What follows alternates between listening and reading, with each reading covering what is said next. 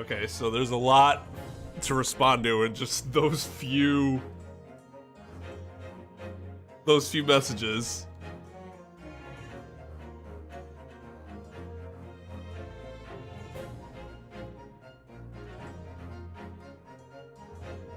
We gotta wrap it up so he can get back.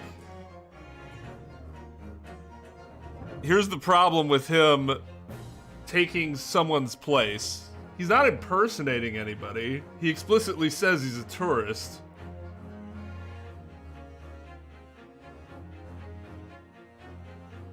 So, like, he's not pretending to be anybody else. They would literally just have to ignore every word he says.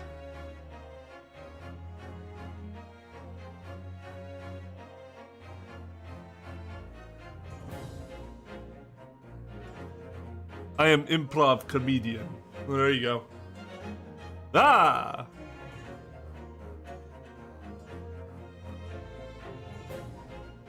How's everybody doing?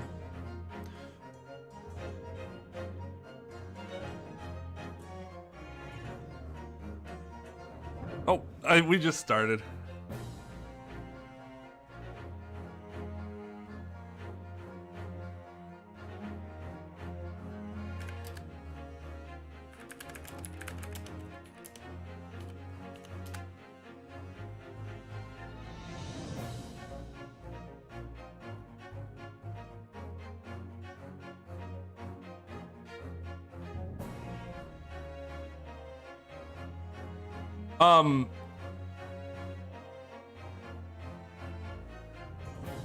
So, no, they have to be a U.S. citizen.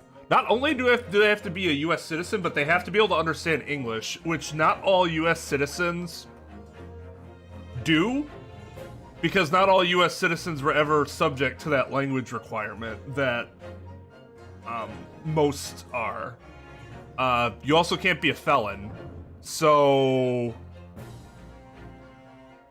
he's got that going against him too. Although I guess technically he hasn't been adjudicated as a felon. Well, I don't know how the system works in Russia. Maybe he's already been adjudicated as a felon.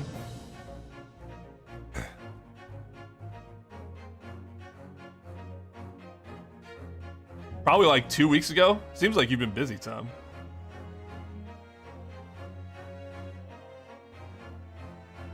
I do get what you're saying.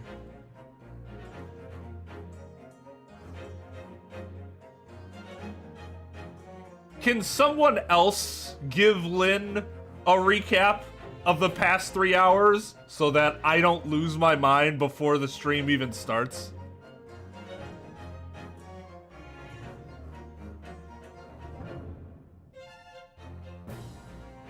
Well, right, so if it were the United States, that would totally be the case. But I don't know. Maybe things are done differently there during this time period. I have no idea.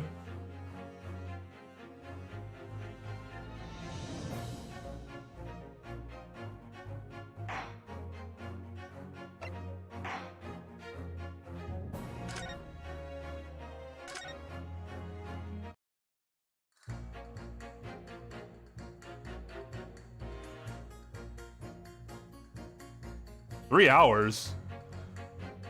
Though we've only been streaming for like 10 minutes. Also, thank you, Giovanni, for noticing my haircut. I felt so good about it. And then I posted that video early this morning and nobody complimented it, and I felt so sad. Everybody was instead just like, orange is this and orange is that.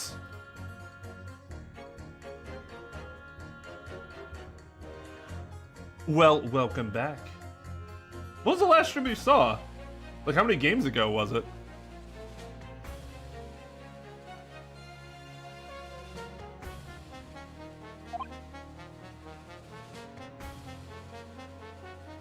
The trial will be over! Alright, aren't I in the middle of the summation examination?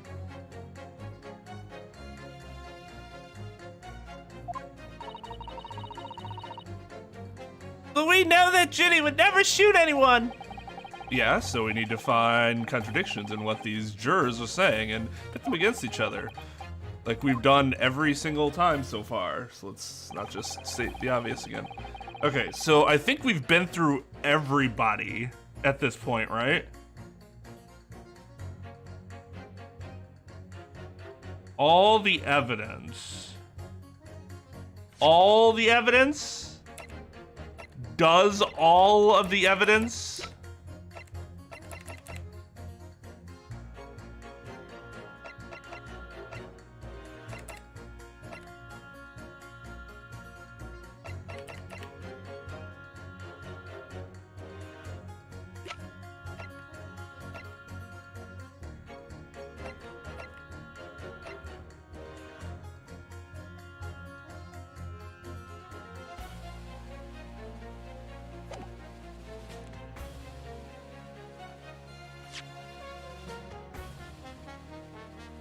Okay, I can't actually present to him.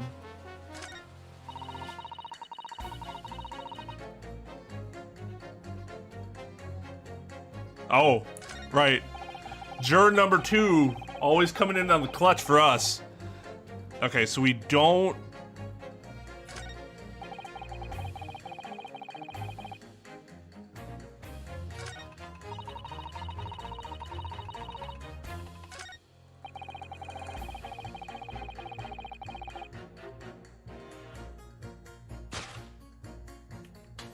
Objection. Those two statements clearly contradict each other. Good lord. Counsel, explain yourself. Oh my statement contradictory? Well, no, it's C-O-N... Juror number 6, you got the wrong end of the stick. I do not have stick, I have mouse. See? Furry mouse. He's so cute. As juror number 2 said earlier, when the Skulkin brothers fled the scene on the night in question, they fired a shot from their revolver. Yes, they shot poor Mr. Sholmes in the abdomen, I understand. Surely you're not going to tell the court now that you didn't hear. Abdomen, A-B-D. Sir? Sorry, my English is still learning. Oh, I need to get... Hold up. Wait. Gotta get class rep up and all work, and we don't. Take. Swathi. Thank you for the sub. Man, I'm not gonna lie. I'm so mad it took me so long to get this giveaway going. Our Twitch page had been stagnating for so long in terms of just like follower count. Now 10 points. 10 points. Seems to be the right number. For 10 entries for a Twitch follow. And now we're almost at 900. Yeah! There we go.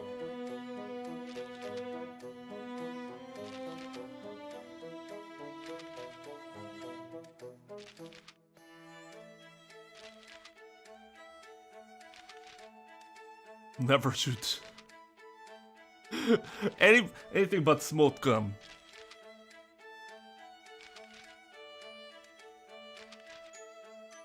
The mouse really is in perfect sync. Sorry, my English is still learning. You are telling the court you didn't hear. Forgive me, I did not hear. Oh, you heard, you just didn't understand. Ah, here is word. Abdomen, part of person's body containing stomach and other vital organs. Vital, V-I-T. If this is what you mean, you should say in plain English, I am Russian, not native speaker. Who thought it was a good idea to let this man be on the jury again? Fuck if I know! Oh, speaking of which, I did it on the Twitch,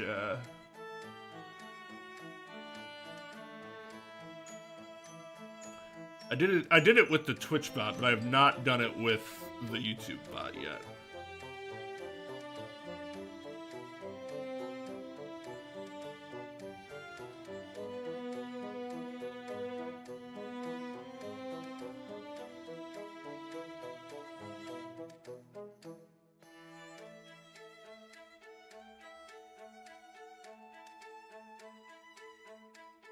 Wow, I don't even, what giveaway was that?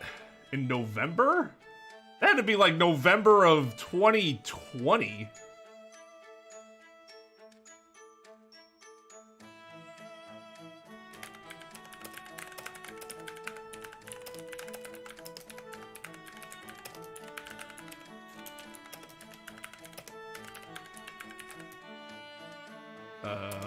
Let me get the link for that real quick.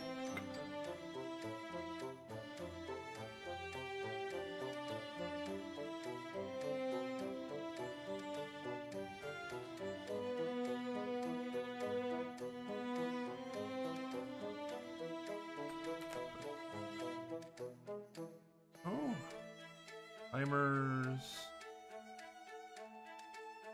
Turn this back on.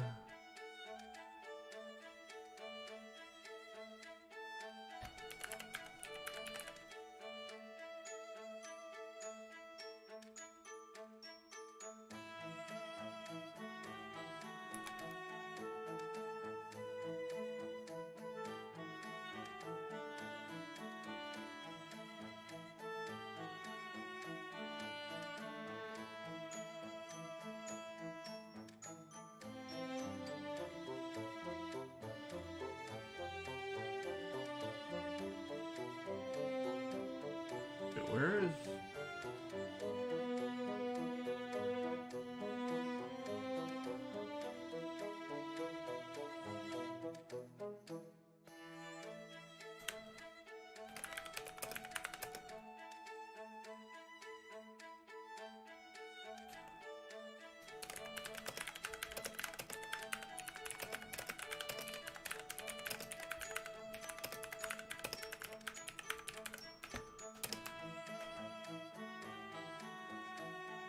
Okay, that should work now.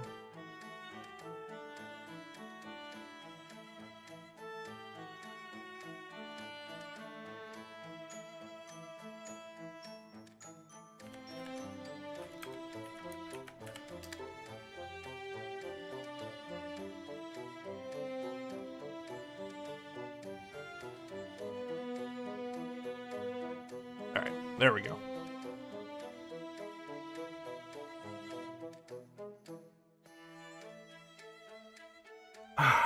See, here's the thing, though. Bailiffs don't select the jury members. Well, I don't know. Maybe they did at this point in time. That would never happen here. Like, bailiffs have absolutely no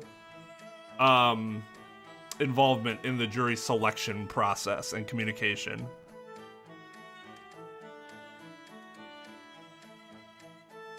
The foreman isn't even the biggest problem. This person's the biggest problem. He might be the biggest problem I've ever seen in an Ace Attorney game.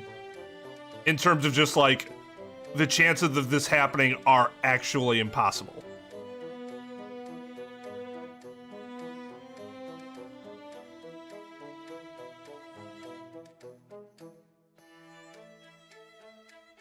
So. And it's not even the criminal part, because he hasn't technically been charged with... Well, he hasn't technically been found guilty of anything yet. You're telling me these brothers who look like criminals were lying?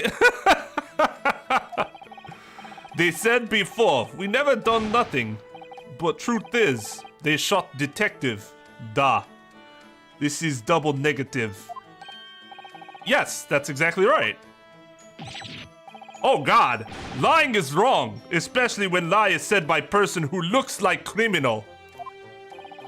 Coming from you, that seems surprisingly prejudiced. This means, when they said we never took nothing, maybe it was also big fat lie. Is this true? True? Well, according to the police report, no stolen goods were found, so... Enough! I trust no one now. It's not the mouse's fault though, sir. I must see with my own eyes. I must investigate crime scene myself. I'm afraid that would be possible. Yes, it is. Yes, it is, Bruno. Easily. I have this thing called Little Thief. It's in its beta. Sorry? The prints from Hurley's red-handed recorder. For those that are curious, in modern trials, yes. If the jury really did want to go take a look at the crime scene, that is, it's not rare for that to happen.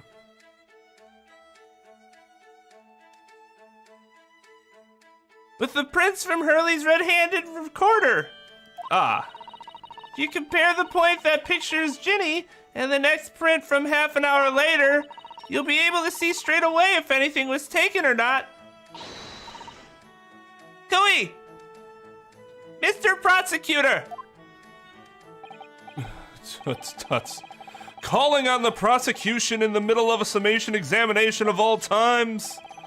The print showing the accused threatening the victim after she broke into the shop is this one. Following this, the victim and the accused moved into the storeroom. Meanwhile, the Skulkin brothers entered the shop and summarily heard the fatal gunshot ring out. Sadly, none of these events were captured on film. This is the print produced by the camera half an hour later after the brothers' flight.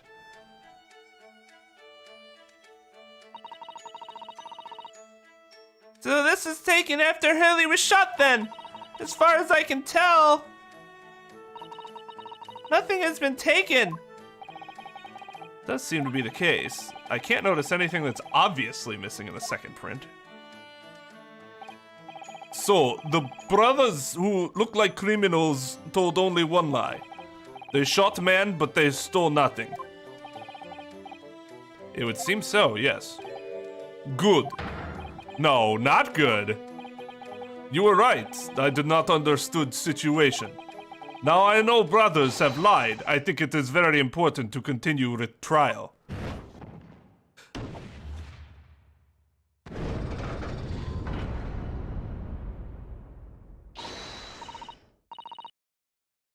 Hey, well done, Rudo. The balance is shifting. Well, it's a start, I suppose.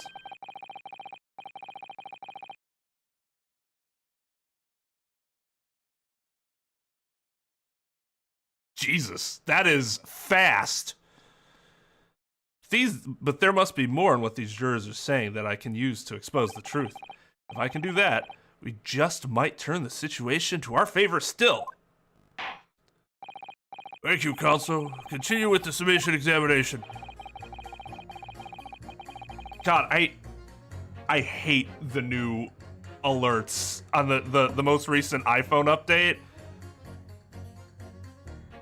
Like, I have to, like, fucking squint to see, oh, it's a text message. Oh, it's an email. Ugh.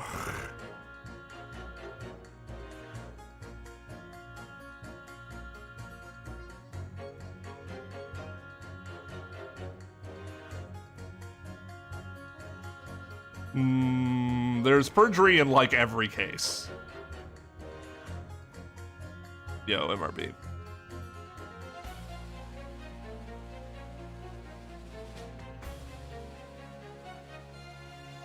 Pshaw! Flim-flam! Flim-flam!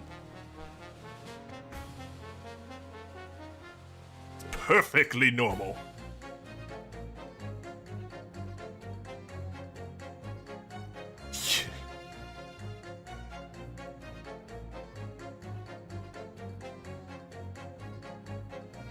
Technically, there's no perjury in most of the investigations games too, because they're never under oath when they're taking their, when you're doing like the interviews.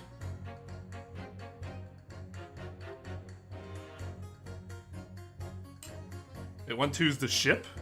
Yeah, so again, for the same reason that there was no perjury in most of investigations, there's no perjury in 1-2.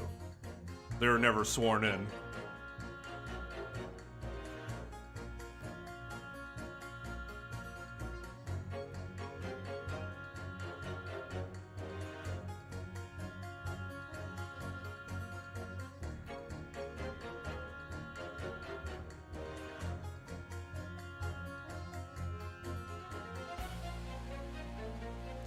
And kindly hand that new photographic print to the bailiff to be filed as evidence.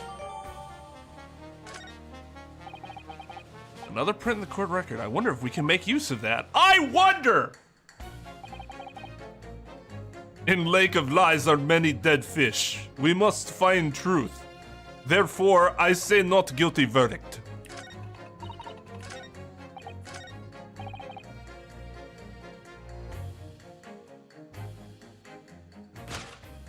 Oh, nope. Hold it! Did it really show up new clues, though? Didn't unless you try. How about this print? Or how about this print? It should do the trick, I think. Take that! Alright then, juror number 3. You saying you can do this with any 2 suitable photographic prints? Of course I can. Well then, I'd like you to demonstrate. I'd be delighted to. Just give me one more print and I'll amaze you all. Take that! Alright, these 2 prints were both taken with the same camera in Windy Banks on the night in question. Yes, I see. Tell me, Mr. Lawyer dude. Do you know how stereographic images work? Do you understand the principle? Well, I think so. I did have a lesson only yesterday. The left and right eye images need to be the same, only with a slight shift in the positions of some objects. When your brain merges the 2 images together inside your head, it notices the shift as if it were depth. Yes, exactly. It's that small shift between certain objects in the 2 pictures that's really important. So what happens if you use the 2 photographs that are exactly the same then? No, obviously that wouldn't work at all. Not for seeing the scene 3-dimensionally anyway. Oh! Oh! Of course, now I see. Oh, I think the young girl has discovered the secret. I have! Can you uncross your eyes before you tell me? I honestly didn't even realize she had her eyes crossed. Have another look at these 2 pictures from Hurley's camera, Runo. Go on. Yeah, my eyes definitely hurt doing this. Do you see that there's a really obvious difference between them? Well, yeah, there are people in one and no one in the other.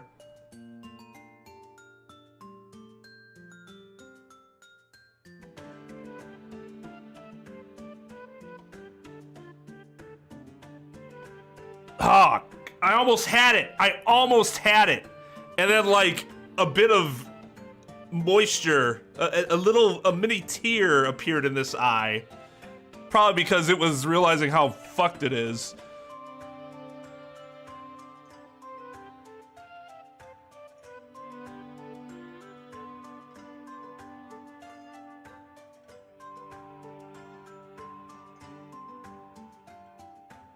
Hello, Maya. Is it Mia? Is that how it's pronounced?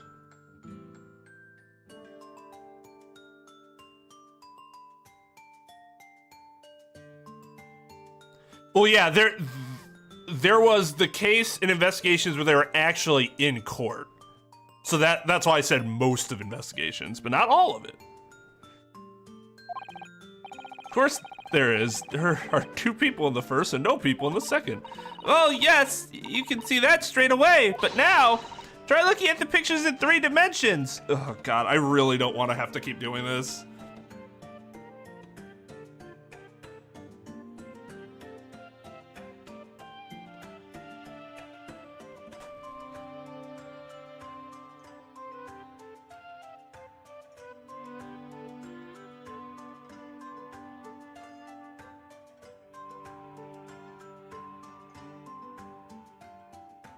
I don't see what the difference is.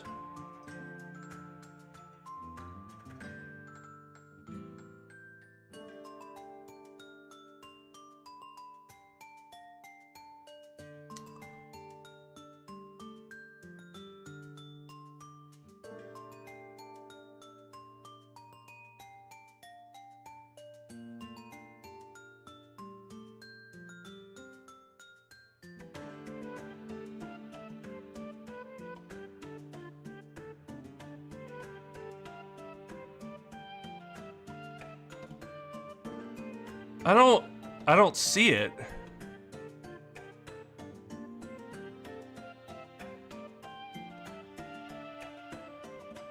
Wait. One more time.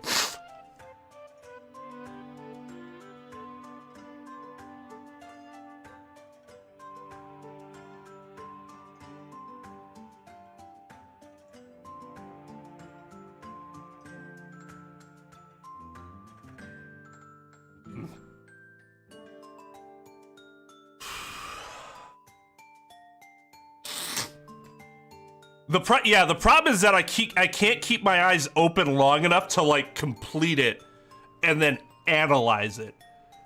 Like once it gets completed, then like my eyes are like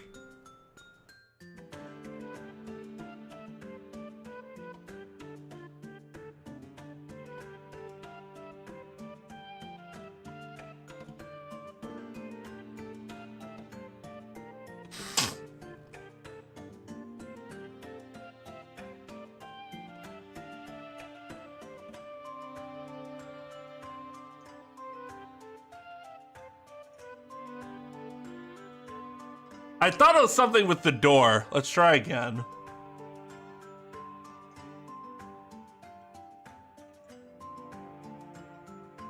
See, my eyes keep getting drawn to the upper part, but I want to look at... I don't want to just look at the upper part, because I don't think there's anything different there.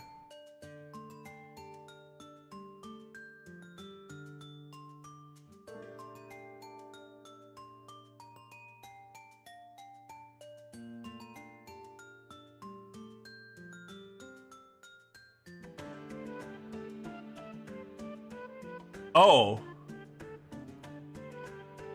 That can't be what it is though, right? Because you can notice that without doing that. I thought it was gonna be something that's like actually really hard to notice. To cross your eyes and then try to make the 2 pictures overlap exactly. Let's see if by crossing my eyes I can make the quill pens from each picture overlap in the middle. Oh, that's actually a really interesting way of, like, specifically looking at the quill pen. Yep. Wow, that actually worked way better. I kept focusing up by the, because my attention keeps getting drawn to the scale, obviously. And so that's why my eyes were always, like, pointed upwards, and there's nothing, I don't think there's anything wrong with the upper portion of the picture. But then you have the lamp down here.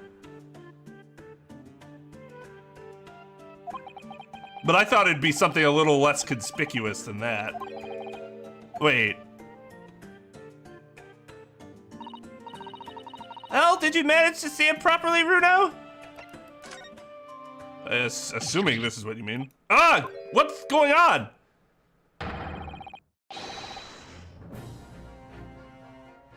Some of the things on the counter sort of jump out at you. Yes, that's true. But what does that mean? Because, like, this is the stuff that I was focused on that whole time, because that's, like...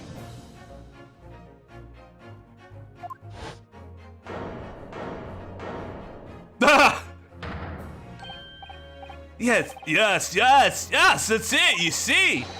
That's the other amazing power of stereoscopes. Okay, that's a little less disappointing then. Because I'm like, no, it can't just be the lamp thing, right?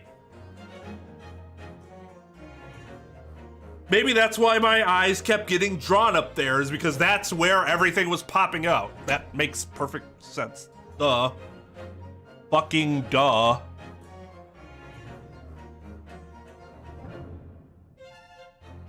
Right. That's the other amazing power of stereoscopes. Other amazing power? Is someone going to explain this black magic, eh? Why the deuce? Why the deuce do some of the things on the counter seem to jump out at you like that, I think you'll find that if you consider the basic principle of the stereoscope, you'll answer your own question. Basic principles of the stereoscope? As I said before, you try to look at two identical pictures using a stereoscope, it won't work at all. It's the slight shift in the positions of certain objects that lets you see pictures three-dimensionally. In other words, God, I'm such an idiot. I was seeing it the whole time, and I'm like, don't realize that that's, yeah, I'm dumb. In other words, even though at first glance, it seems the objects on the counter haven't moved at all between the two pictures, this shows that actually, there must have been a slight shift in their positions, and it was specifically up here, which is what I kept getting drawn to, but didn't realize why. Yes, there must have been.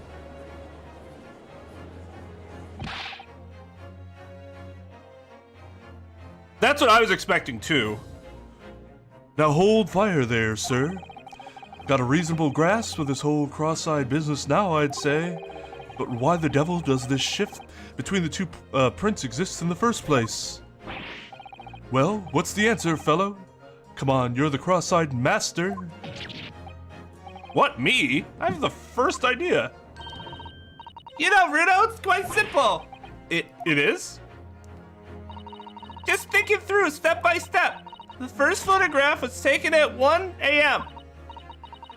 Then 30 minutes later, the second photograph was taken. But the position of some items on the counter appears to have shifted slightly in the interim. So that means? That means that sometime in the half-hour interval, someone must have tampered with the things on the counter.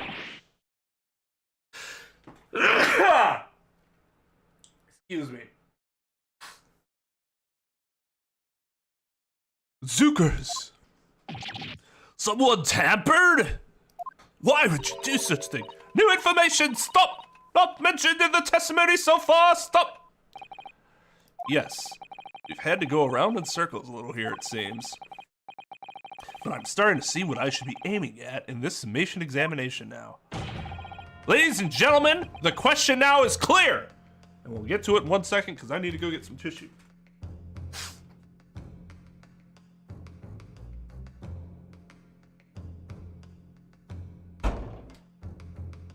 Let the show begin!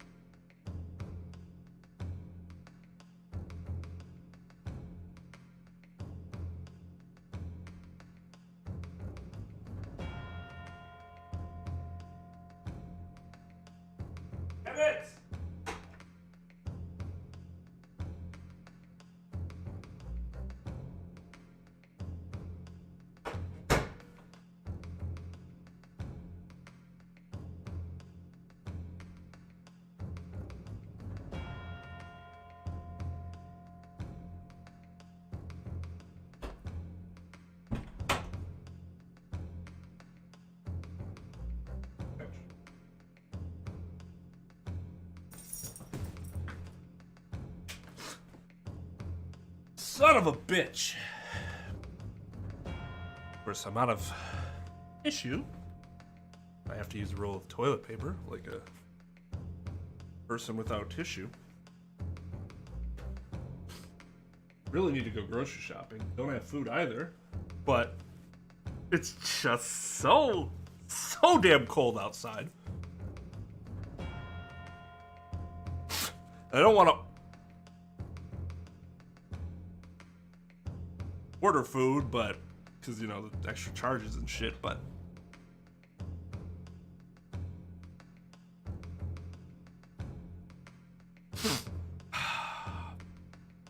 yeah, yesterday and today were pretty bad. They were actually okay for a little bit this morning, but that didn't last very long.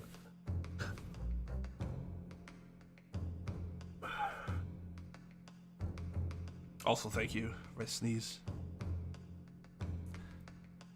There was no way they were going to cross-eyed Van Zeeks, although that would have been funny.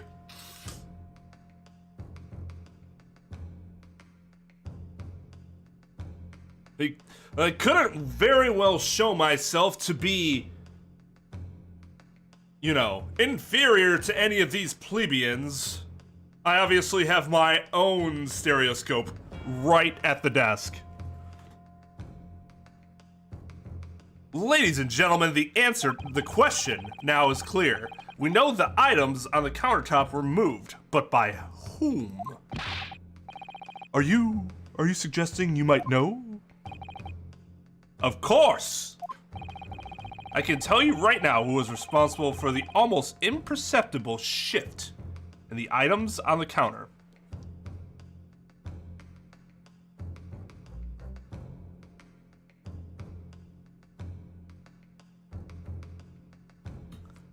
Can I though?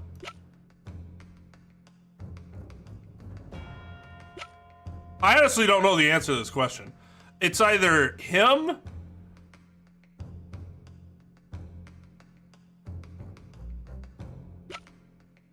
or like one of these two, but why would it specifically be one or the other here? Because he's shorter? The height difference?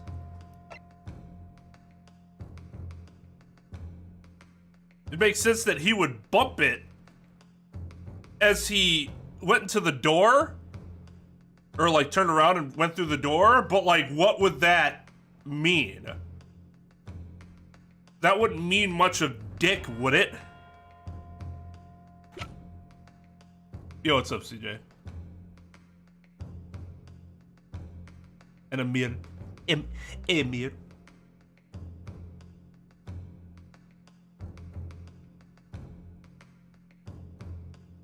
That's possible. One could just be the other. I didn't think about that.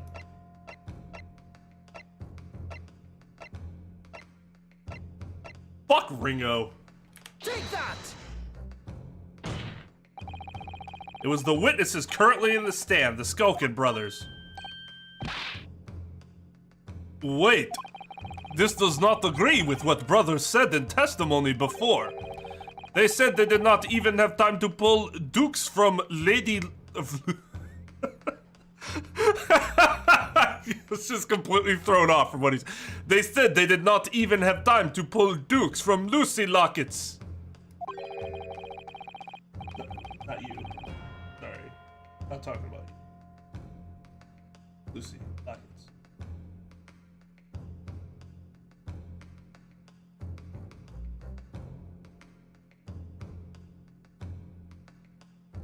Emir.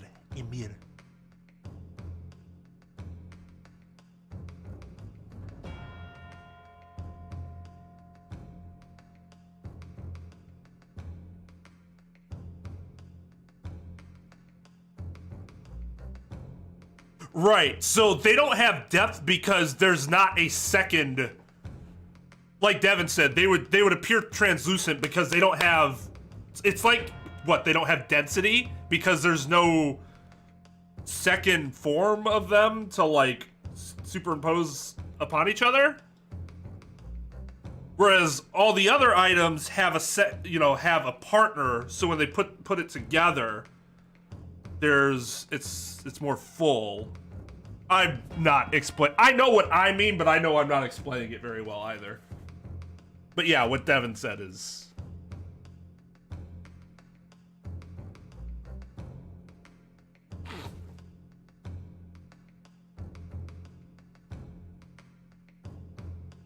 My phrase book says dukes is meaning hands, and Lucy lockets is meaning pockets. Why not just say, like, I get dukes? It's kind of a funny way of saying hands. Put up your dukes. Okay, say, you're using about the same amount of time. But your Lucy lockets? Instead of just saying pockets? But is this another lie? Is this what you are saying? Yes, I'm afraid so. Hold on here a minute. You can't be sure of that. I quite agree. The accused is a common pick purse after all. It's perfectly possible that she went through the things on the desk to see what she might steal. I think that's unlikely.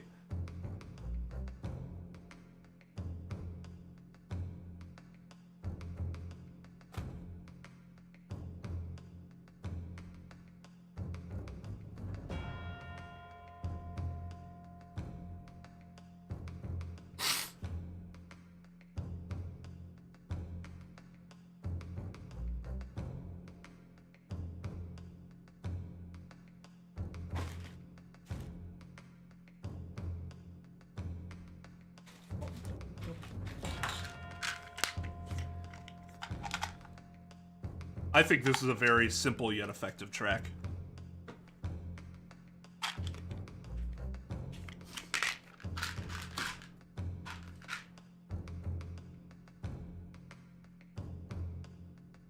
All right, another allergy pill.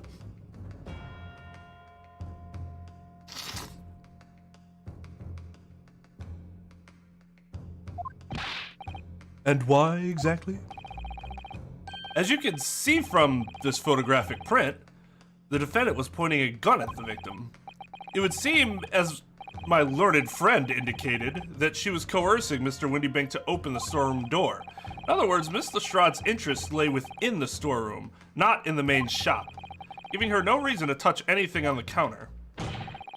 All of which points to one thing. The Skulkin brothers have omitted key facts in their testimony. But the accused is a pickpurse, common gutter trash. Why look any further for the wrongdoer here? Because the Skulkin brothers are thieves, madam. No better, in fact worse, than a pickpurse. I believe that these brothers were looking for something on the victim's counter that night.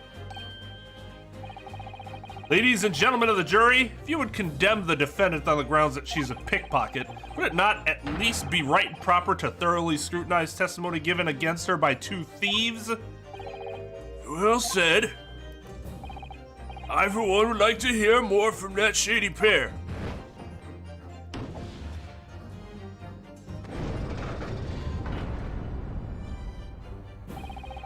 Can you all see now? I think you'll find stereoscopes aren't playthings.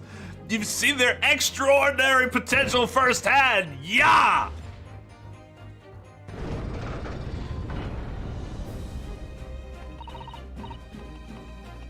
Wholeheartedly agree. Stop. Yeah, the first time they all did it so fast, I wasn't really paying attention. I also didn't think he'd have any reason to have a different animation from the last time. Because games generally don't go out of their way to, you know, make that sort of change.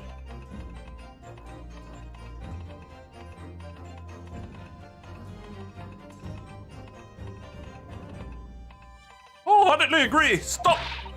Once purchased after trial. Stop. Return home via Regent Street. Stop. Hiya!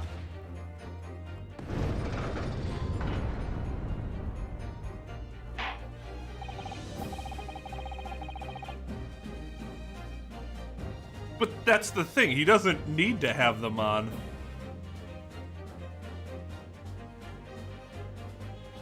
get different gloves later. Oh, it seems this trial has yet to run its course. Ladies and gentlemen of the jury have declared their inclinations via the mighty scales of justice. I hereby call this examination to conclusion, with the balance altered in the defendant's favor. Two lean to guilty, 4 lean to not guilty. Accordingly, the jury is without consensus. And I order this trial to continue. Yay, well done! Oh, by the way. What? You should hold on to this, Bruno. You never know when it might come in useful. Twice in one trial would be unusual, surely, but alright.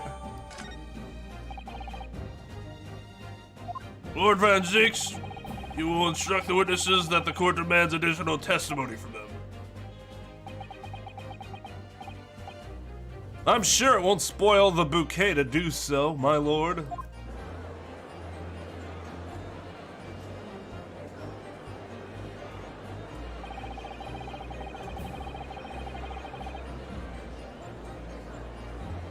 I've won myself another chance to probe that pair about their activities that night at least. I won't stop probing them until I've proven that Gina is innocent. You guys are in for a probing of a lifetime. With this fist. Save my current progress? Why, yes.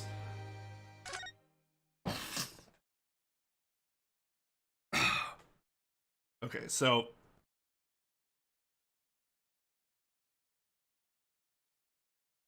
I think he's just so frustrated that he doesn't even care. He's just like, oh God, whatever.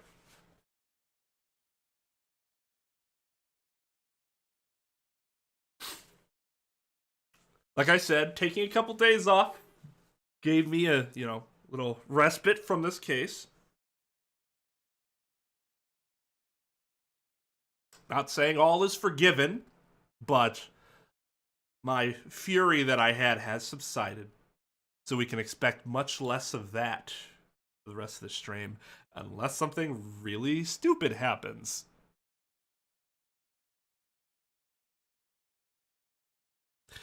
Yes, you do, or whoever's putting the jury together.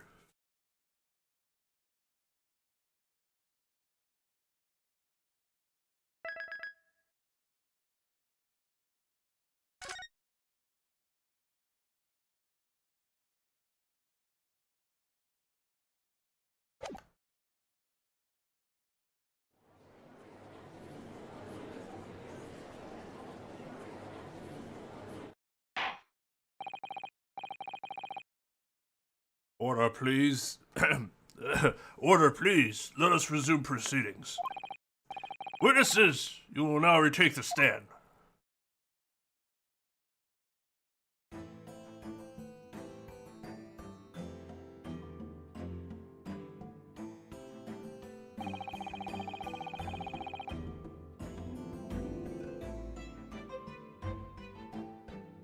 That bailiff in the back having a laugh at my situation. I presume you heard the defense counsel's submission examination. Oh, yeah, Governor. I did, Gov. I did. Mr. and Mr. Skulkin.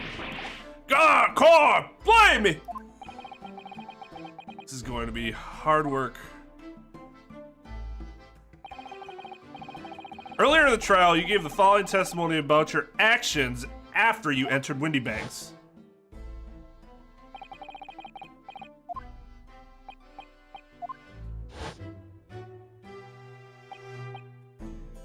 However, that was a lie. Okay, Maury, relax.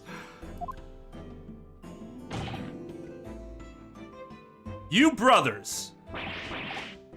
Car, blimey! On the night in question, you rifled through the items on the victim's counter. We never done nothing of the sort. Oh, did you figure that out?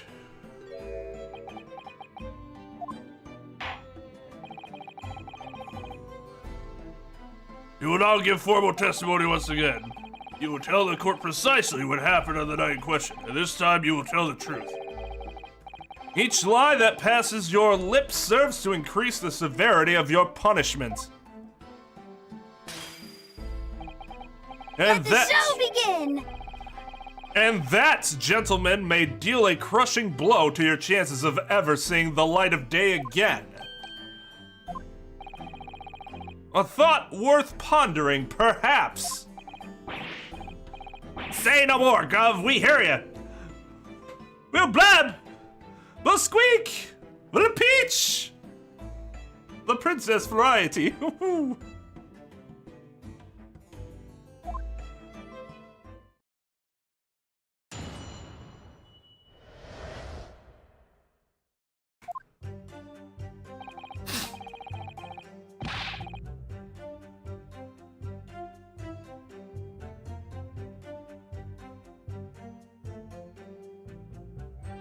I mean, Peach was the first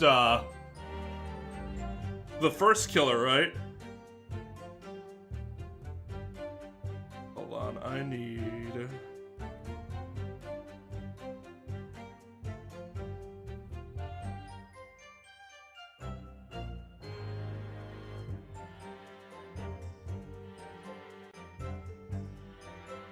My stomach is eating itself. Good lord!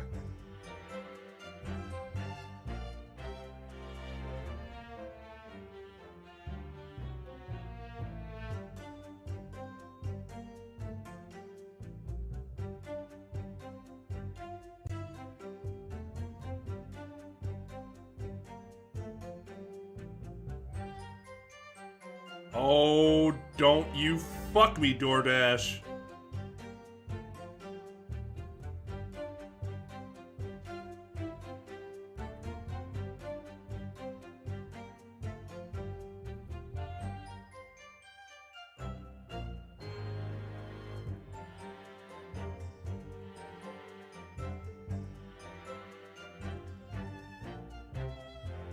Why?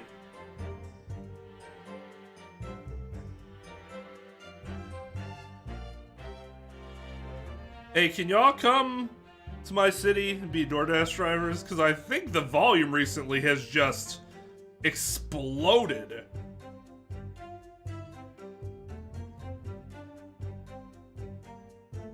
Huh? Whatever.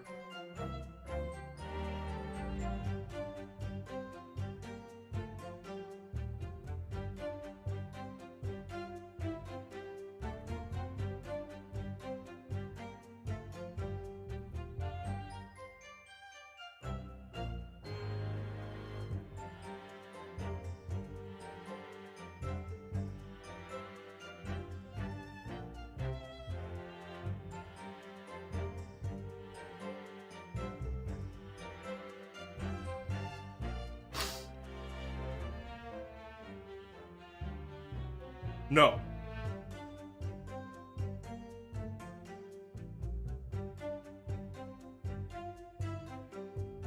What?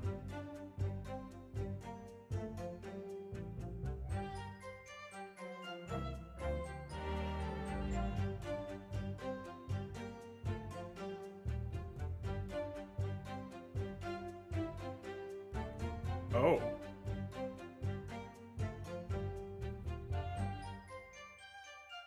Sweet.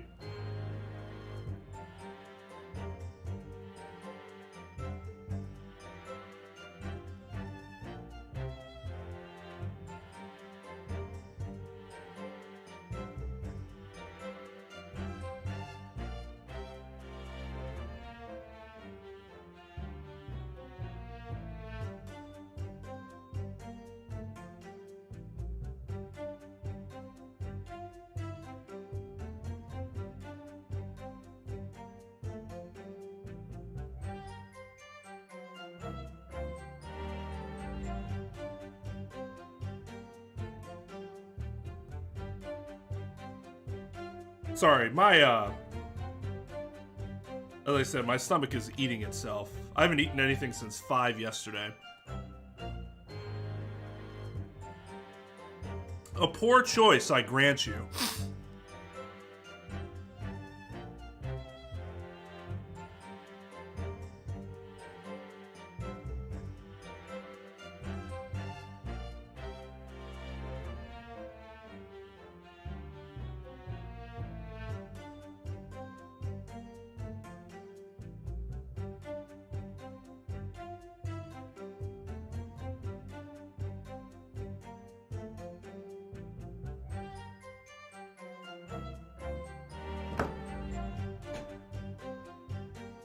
It is taking a long time to submit an order.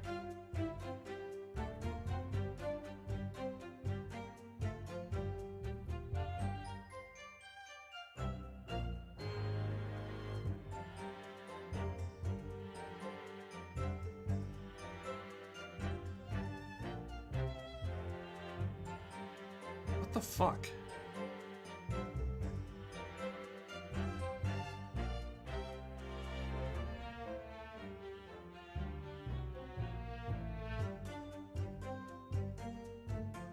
Son of a bitch!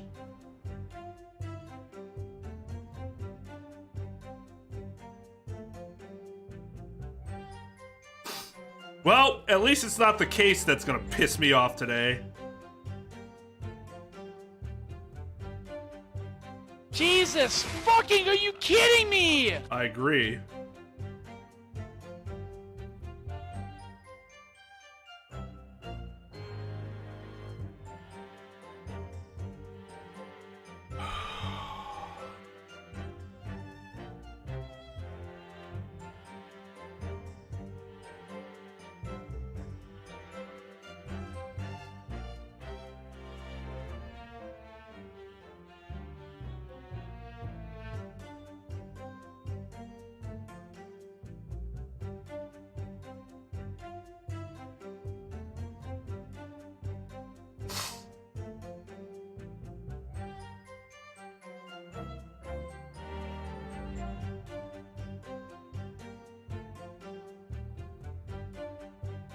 What?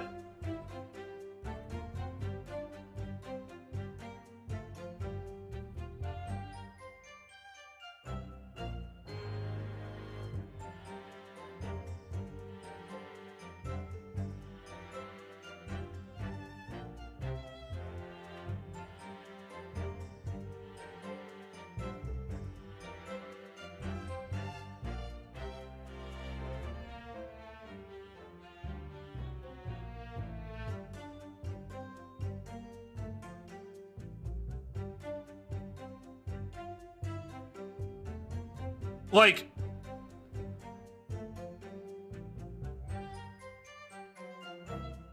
it was available, and then suddenly it's not?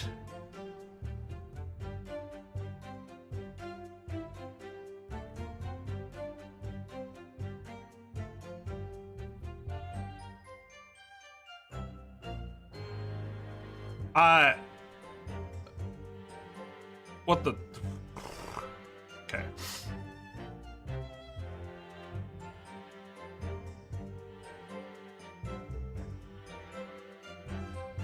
Try this one more time.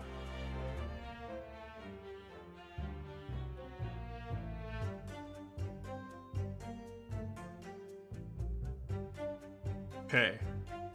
Now. Why?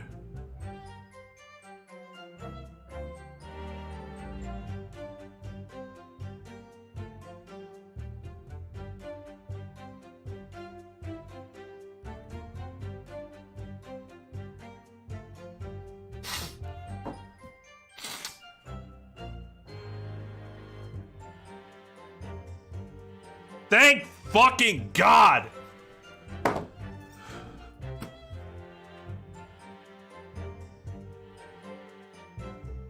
No one can continue!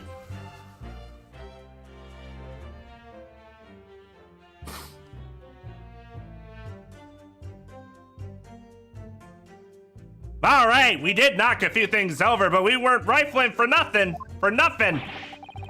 It was when we heard the gunshots, see? Made us both jump. And all that stuff went flying. Lummy, it didn't give me a fright. We was thinking the shooter'd come out of the door and get us next. We stuck everything back when we found it and scarpered. Straight into him in the black. We couldn't have shot the pawnbroker, see? We never had a chance, did we?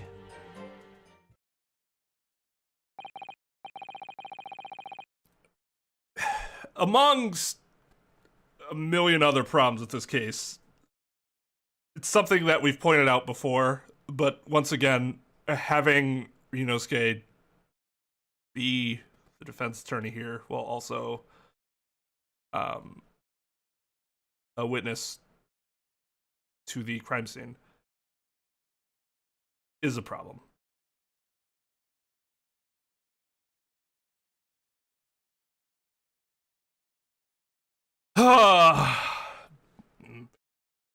So you admit to the defense's accusation.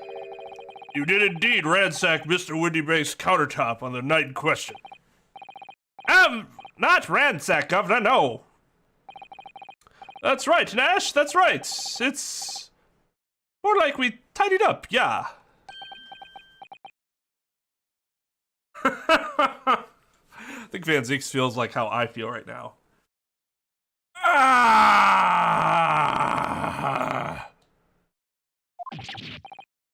Oh, sorry. By their own admission, these brothers entered the pawnbrokery under dubious circumstances. However, they panicked and fled on hearing the gunshot, having first made good their mess. The way you say it, we hardly sound like roughs at all. We don't, Nash, we don't. Can't you make us sound a bit more cutthroat? Can't just be coincidence that these men showed up at Windybank's that night. There's more to their testimony than meets the eye, I'm sure of it.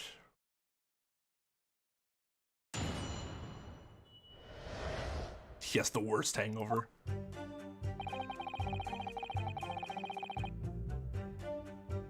Hold it!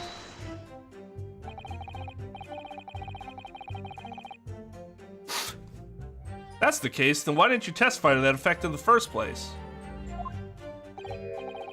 Well, we ain't exactly squeaky clean, are we? We ain't, Nash, we ain't. If we admitted to something like that, people would think we was up to no good. Is that what you want? Well said, Ringo, me old China. We'd only hand ourselves in even more trouble. And in fact now, as a result of lying in your previous testimony, that's exactly what you've done. Landed yourselves in even more trouble. Calculated risks and all that. That's rotten luck. Says the rotten apple eater. Witnesses! Explain your actions to the court. Why did you ransack the victim's counter? Never ransacked nothing. Right, Nash, right. Right, more like we tied the place up. Oh, God. I've seen that look before. Sorry. Oh.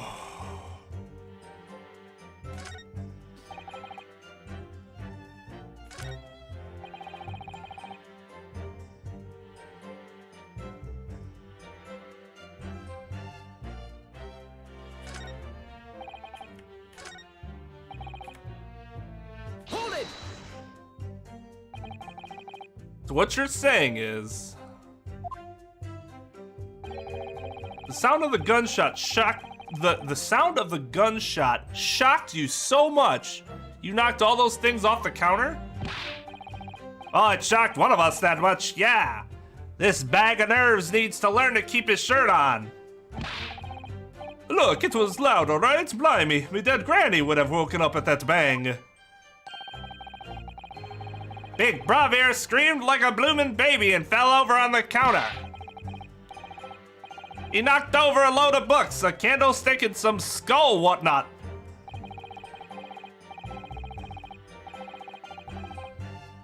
Sound of the gun shotted you.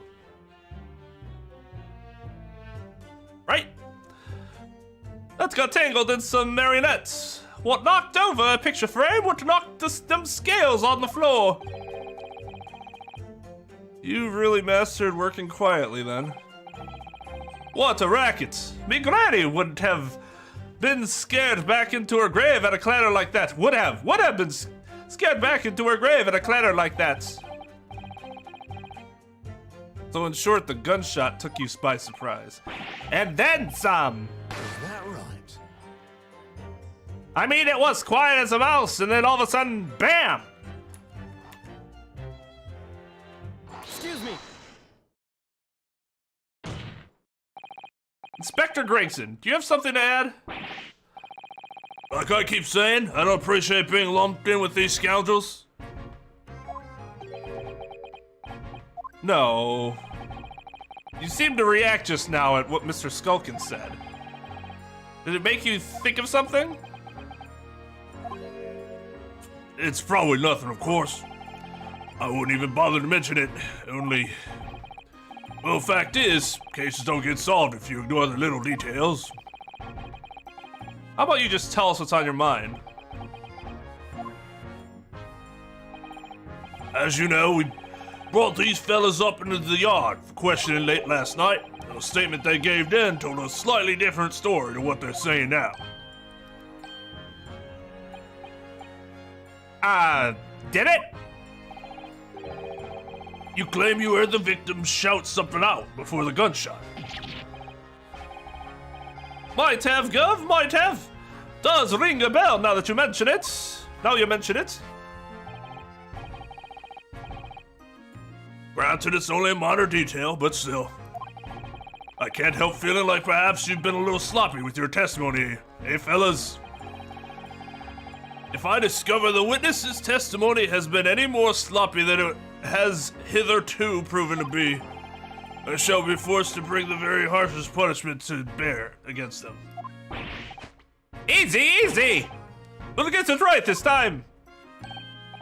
That's it, yep, it's all coming back to me now. Then speak! Supplement your testimony with whatever details have miraculously returned to your questionable minds, sirs. Right you are, Gov.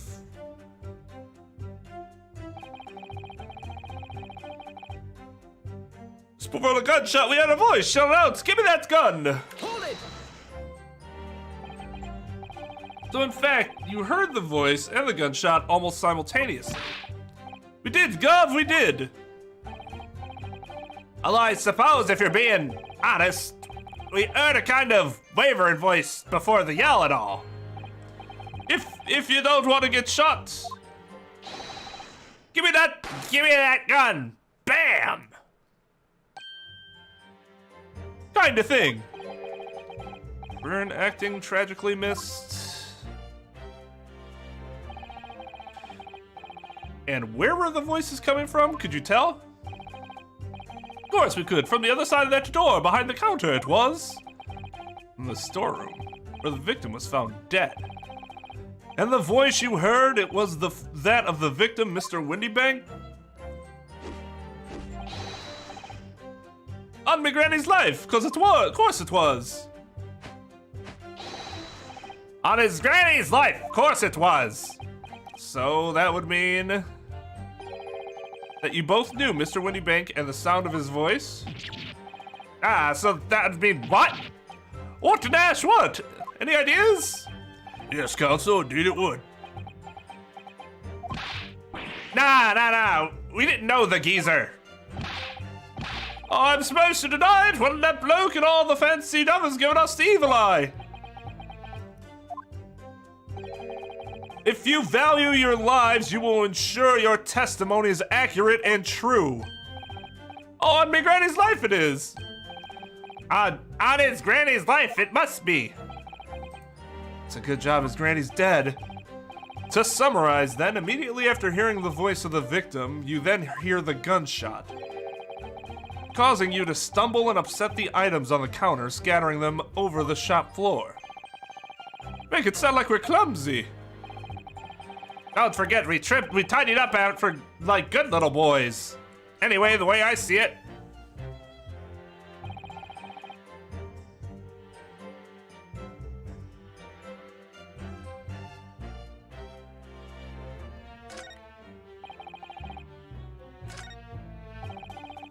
The bloke what owned the place was holding a gun, so he should have just fired instead of yelling at the girl.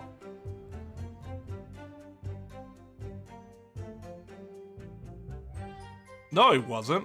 I mean, can I just show them that that's bull?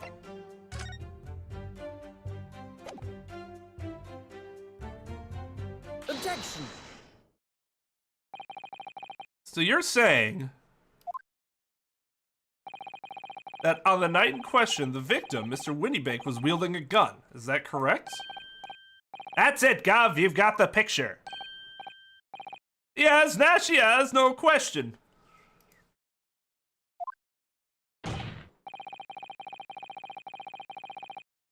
And yet, photographic evidence obtained immediately after the incident clearly shows that Mr. Windybank was not holding a firearm of any description. Ah, you what? Gordon Bennett, that ain't right. I have no idea who that is. Objection! There can be no question that the victim's revolver was used in the incident. I would remind the court that Mr. Windybank's gun was found at the scene. Not only was it identified as the murder weapon, but it was found in the accused's hand.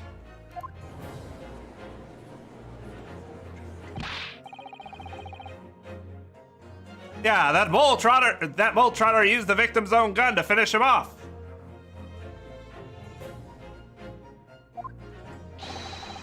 Give me that gun! Bam! Kind of thing.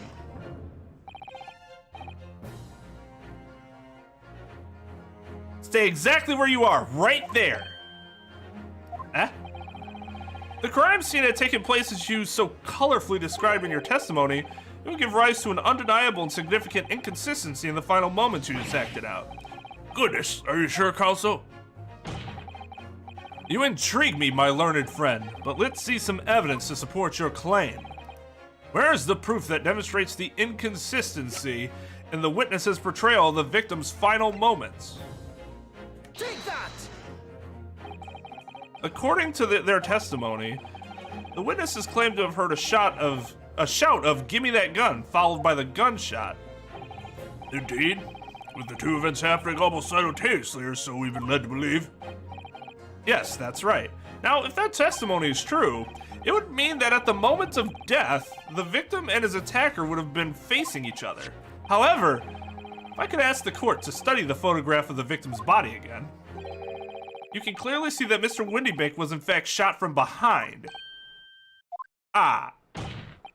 So, as I stated before, there is an undeniable inconsistency in your testimony, Mr. and Mr. Skulkin. Nah, go!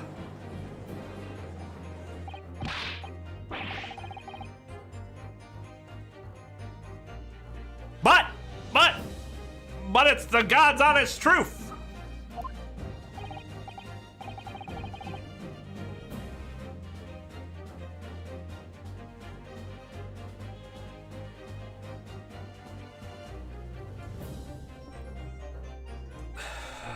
It is, Nash, it is.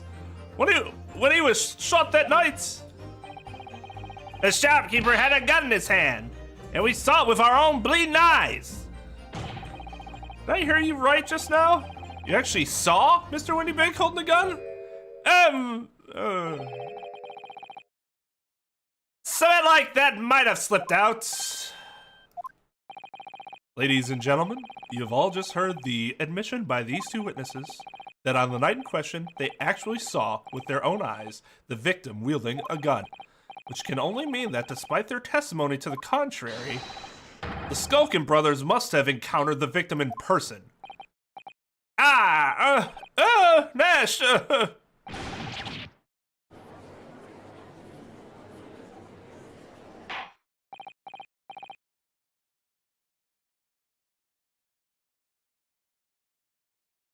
Order.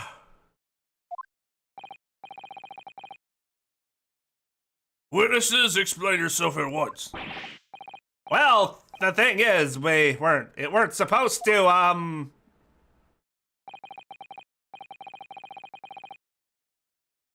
It would seem that my previous warning fell on deaf ears. I made it quite clear that false witness would be the death of you. Do I understand that you replaced the untruths of your original testimony with renewed lies? I'm ever so sorry, Governor. Truth is, see, we, cut it out, Nash, cut it out! If we bad now, you know what it'll do to us. E? Who are they talking about?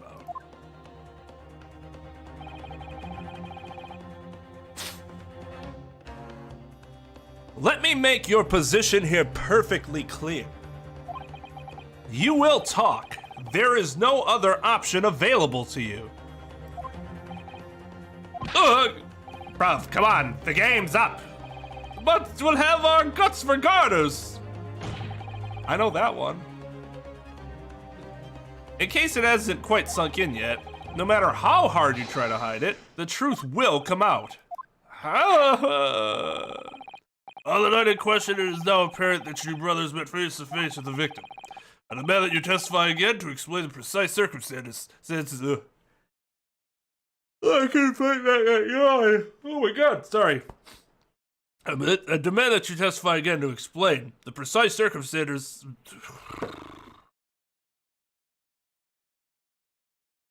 I can talk, I swear. I demand that you testify again to explain the precise circumstances.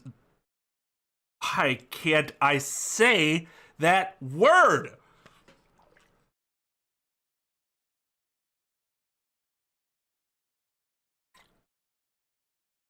Circumstances.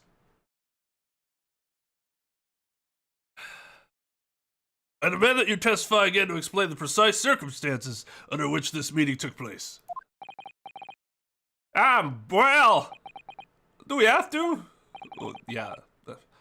On pain of death, I suggest you make yourselves fully aware that this is your very last chance to tell the truth.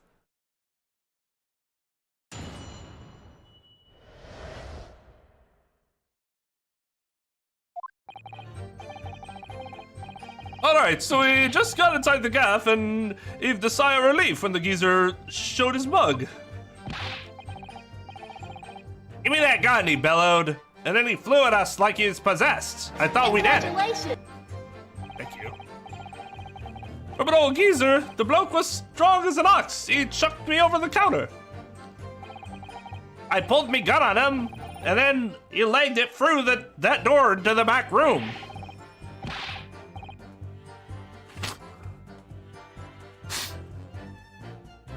Never had nothing to do with killing him. That's all what happened, I swear.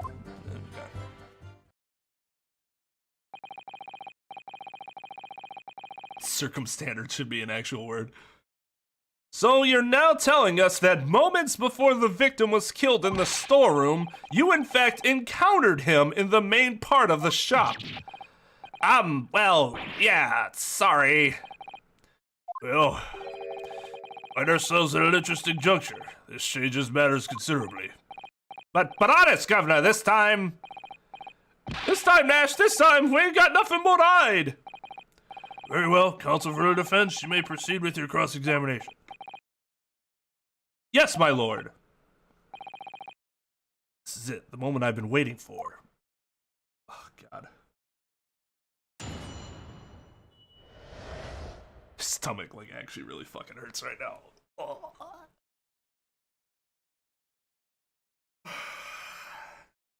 Okay, for whatever, this week has just been going shit in terms of my sleep. I can't get a full night's rest. So then I like get some work done and then I gotta take a nap. And then I get some more work done and then I need to take a nap. And then I get some more work done and then I need to take a nap. And then I eat dinner, hang out with my wife, and then basically just take another nap. Instead of a full night's fucking sleep. I need to stop taking those goddamn naps. But you know what? Today is not going to be that day. When I am done with this stream, I am taking my ass to sleep, and I'm going to be doing it with a fucking smile.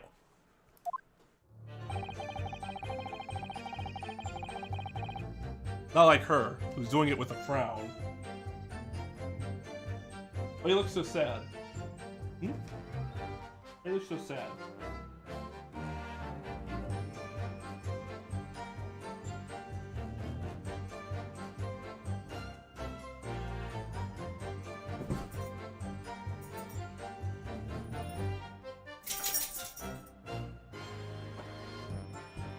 Oh, of course I got you riled up now. Oh, there's that smile.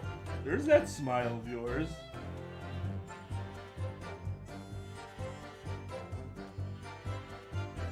What is it? What is it?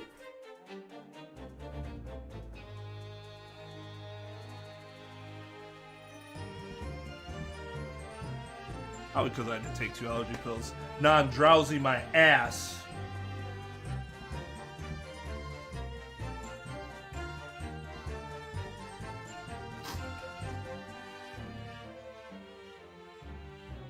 Part of it is I just want their testimony, and I hate having to do those voices.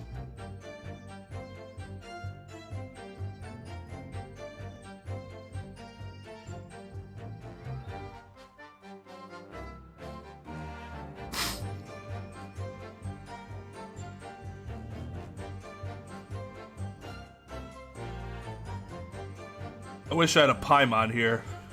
Yeah, somebody's gonna send me emergency pizza, and it's just gonna be cheese and pineapple. And I'm gonna be like, well, it's either this or my stomach literally eats itself from the inside. What? What is it? She's like trying to bury, like grab her head into my hand so that I'll pet her. See, that doesn't work from that angle. It won't work from that angle.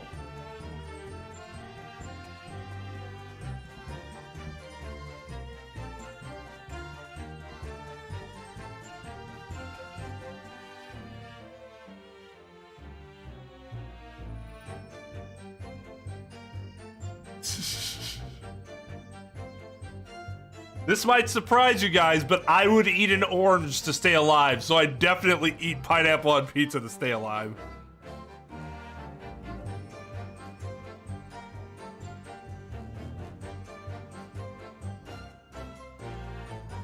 Okay. Hold it! Alright. I need to get through this cross-examination. Can you allow me to get through this cross-examination? I need to get through this cross-examination. Okay? Go there. I need to get through this cross-examination.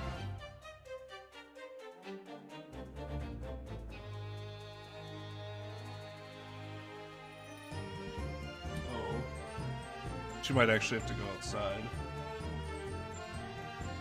Well, it got picked up 8 minutes ago.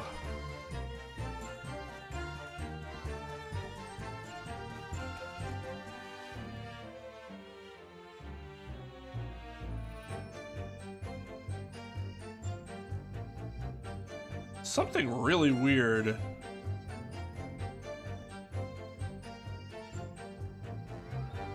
What?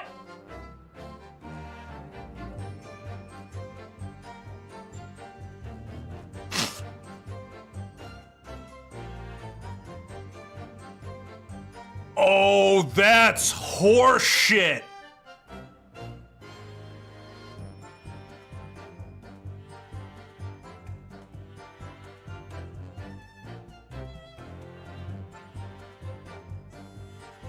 Jesus fucking, are you kidding me? So remember when I tried to do it before and it canceled it and it said there's been a problem? Apparently it still went through. So now I have 2 of the same goddamn order.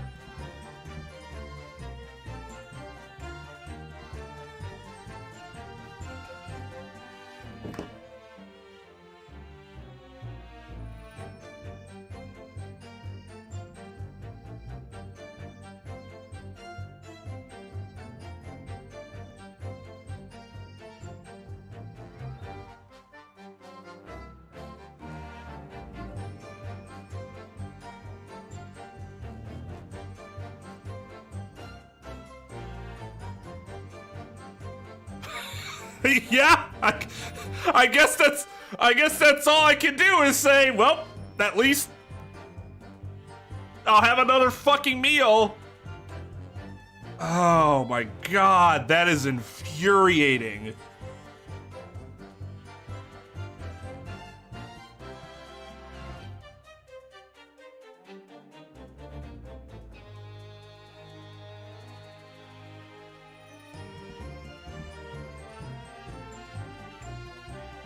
Yep. Already double charged me. Son of a fucking bitch.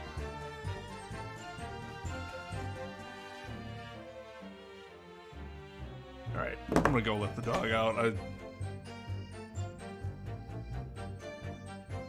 Sorry!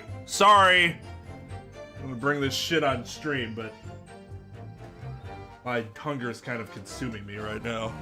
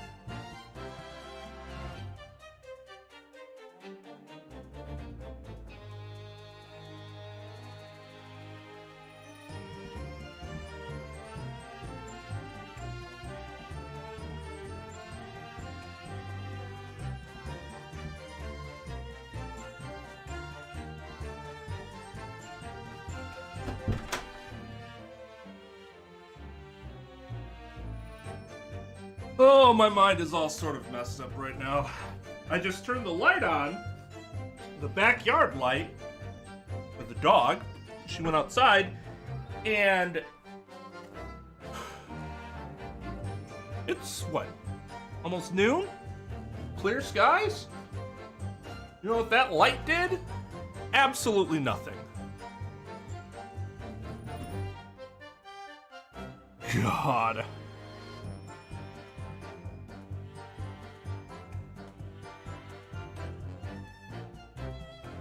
I think that would be entertaining. Yo, what's up, Light? Okay, let's... Nothing I can do about it now. When you say geezer, I presume you mean the victim and proprietor of the shop, Mr. Windybank? Well, sorry, I mean, yeah, that's right. Well, you was keeping a close eye on the entrance to the gaff. To the gaff, obviously. Well, we never thought no one was gonna come out of the back room like that. Back room being the pawnbroker storeroom? Yeah, that must be where he popped up from. Only place he could have been. So it would seem the victim was already in the storeroom when these brothers entered the premises. Which means Ginny must have been in there at that point as well. But that doesn't make sense, does it? If Gina had threatened Mr. Windybank into the storeroom with the gun, then why would he have emerged from the same room all alone when the brothers arrived? Oh, I don't know.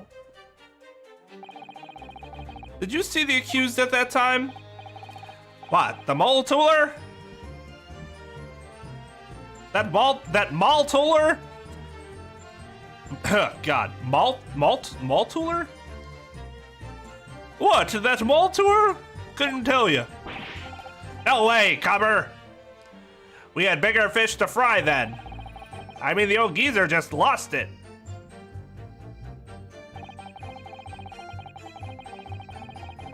Hold it!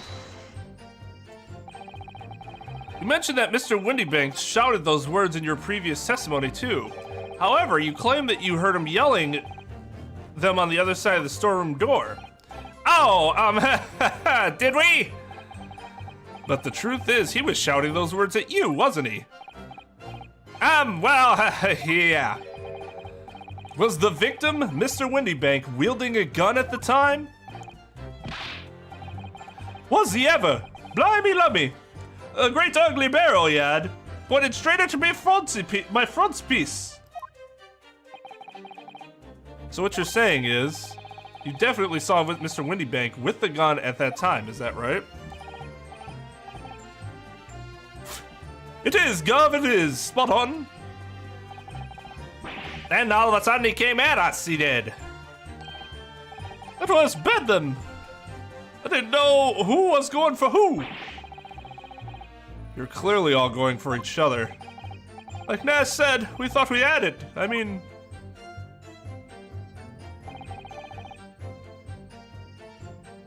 Hold it! Yes, I noted that you mentioned the counter in your previous testimony too. Well, yeah, of course we did. He knocked over a load of books, a candlestick, and some skull whatnot. It got tangled in some marionette, what knocked over a picture frame, what knocked them scales on the floor. So in fact, it wasn't the sound of the gunshot that shocked you and made you knock those things off the counter. Well, Big Bruv here went flying over the counter like a gunshot, I can tell you. Then the old geezer pinned him. He did, Nash, he did. If you hadn't been there, the bloke would have flattened me like a bloomin' pancake in seconds. At the time in question, the alarm was raised at the local police station via a secret cable from the pawnbrokery. There is a button under the counter used to activate it, which was presumably pressed by the victim. That's right. The brothers fled the scene and back out on the street. They ran straight into the arriving police, didn't they? Or Mr. Windybank, he did everything he could to protect his shop.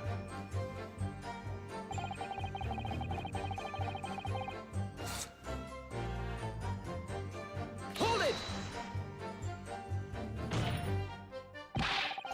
Were you intending to shoot Mr. Windybank? How dare you? Nah, never. I was just, you know... Looking out for me? We're looking out for me, bruv. Wait, looking out for me, bruv, weren't I? It was being flattened, don't forget. By a man whose shop was being burgled, yes. And then the man fled into the storeroom when you pointed your gun at him, is that it? Yeah, that's it. He shoved me away, then ran off through the door and shut himself in. There's something about that last remark, but it doesn't quite ring true. I wonder why Mr. Windybank ran into the storeroom. What? Well, according to what everyone's saying, Ginny was in there waiting for him with a gun. Ah, yes, that's right. Ginny allegedly used Mr. Windybank's gun to threaten him and force him to open the storeroom door. In which case, how did the gun end up in Mr. Windybank's hands again? I have no idea, but that is strange, isn't it? This little inconsistency could be significant. I should make a mental note of it. Look, the point is, me and my bruv here. That's right, Tanash, that's right. Me and me bruv here.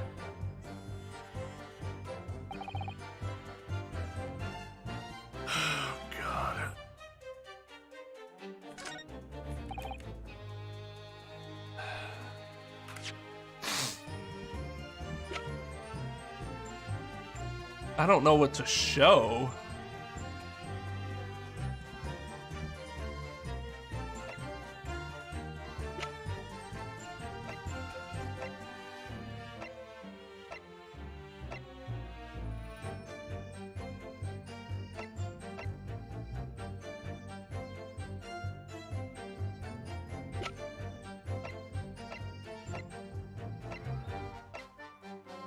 Show this.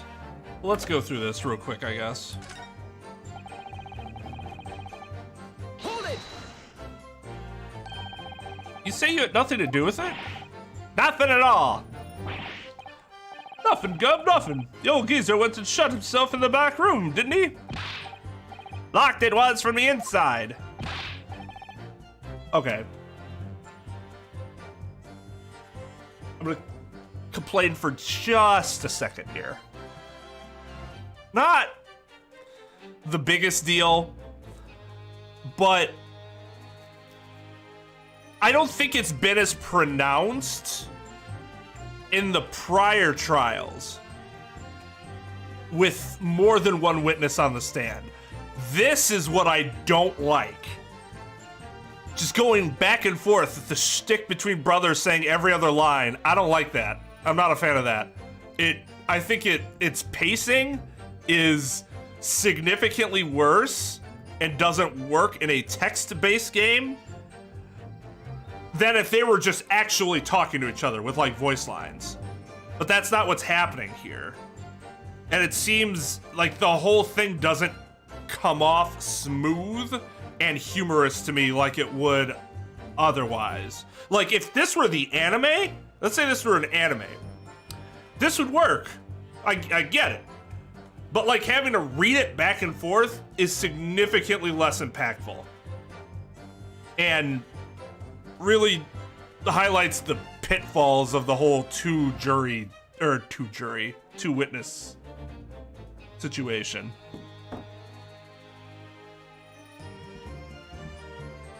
We know it was because we tried to open it.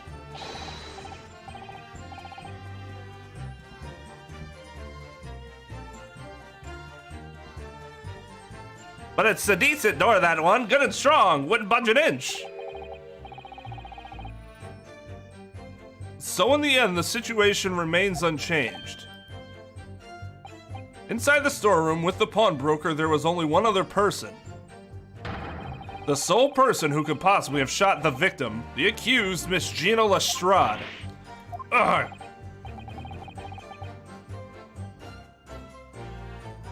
I don't think reading it to myself, it would make it better, but I don't think it would make it that much better. Because it still doesn't come off as quickly as if they were just saying it out loud.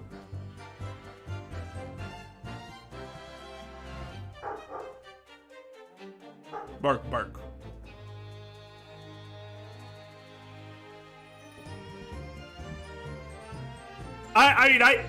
I think you're right. Voicing it adds more time and disjoints the pace more.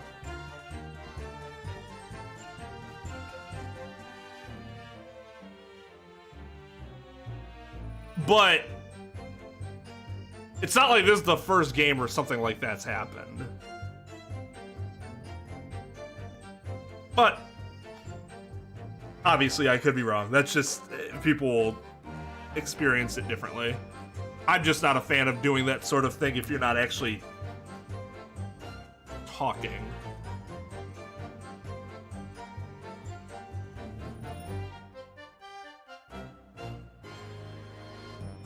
It would indeed appear so. What say you to that, Counsel? I don't know. Was there anyone else apart from Gina who could have possibly have shot Mr. Windybank?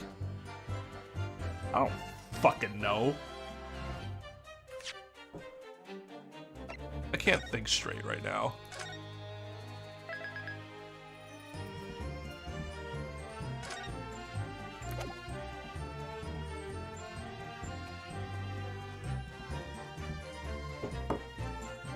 All right, get my first order. And then, with that brain food lunch, we shall start putting things together.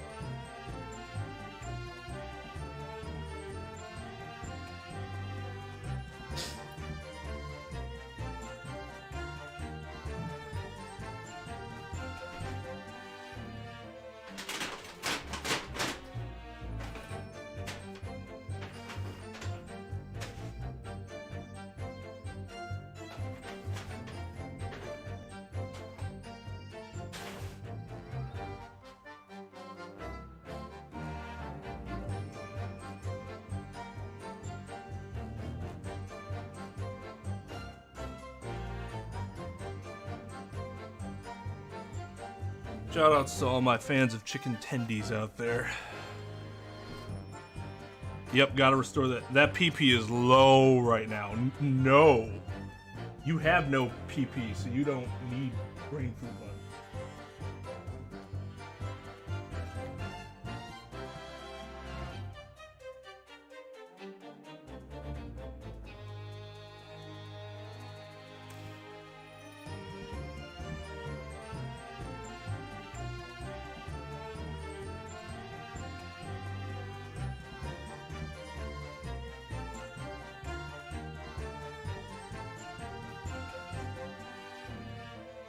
Hey, sometimes you just gotta admit when it's low. Like, you know what? Just plopped herself down in sadness. I don't know why. I never give her food. Well, like this sort of food. I give her snacks and stuff, but...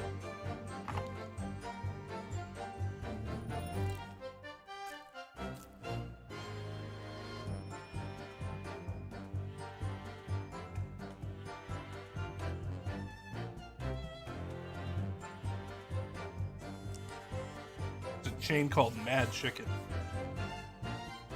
They have this like special sauce, which is probably just like ketchup and mayonnaise mixed together, but it's really good. Now, could anyone else have been there? The answer is, we know the answer is yes. Because I actually thought it was one of them that shot him, but now that doesn't seem to be the case.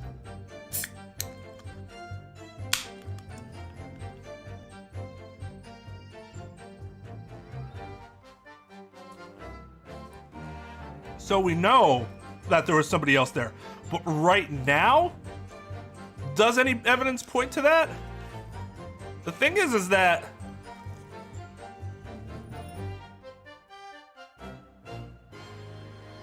we know Gina doesn't have a gun at this point. Because Windybank has his gun.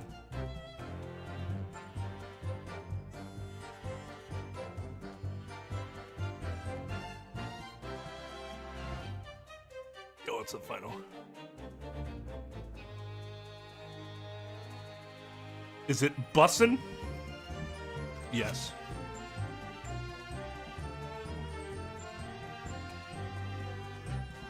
Somebody other than Gina had to have shot him.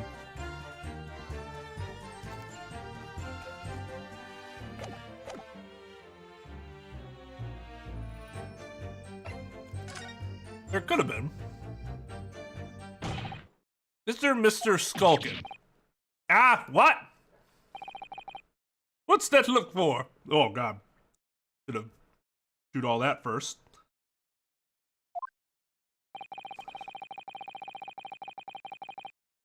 From the moment you admitted that you'd encountered the victim face-to-face that night, the course of this trial changed completely. It did? What is your point, my learned friend? The question we must answer is who could have shot Mr. Burns? God, now I suddenly want to watch that. The question we must answer is who could have shot Mr. Windybank? It is the belief of the defense that the defendant is not the only possible answer at all.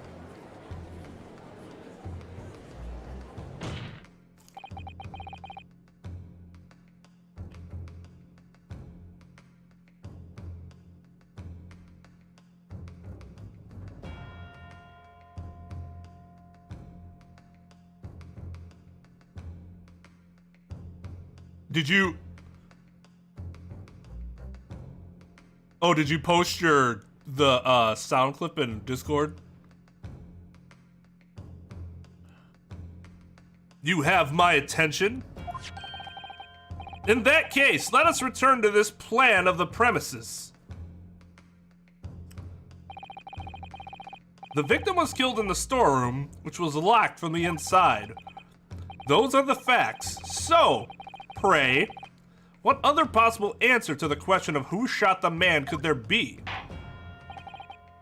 Counsel, you must now provide answers to the court in respect of two conundrums. Two, my lord? Twice as many chances to be right, maybe? Indeed. Namely, from what location did the culprit shoot the victim? And furthermore, where was the victim at the time? Understood, my lord. Are you alright, Bruno? I'm not entirely sure, but there is one thing I'm sure about. If I can prove that there's a credible new alternative to what happened, it would change Gina's prospects hugely. So now, time for some clarity. Show the court on this plan the answers to the question posed by his lordship. You believe someone else could have killed the victim. Indicate where that person could have fired the gun. Take that! The defense believes that the culprit could have shot the victim from this location here. And in answer to the second question, assuming the culprit fired from the location indicated, where was the victim at the time? Take that!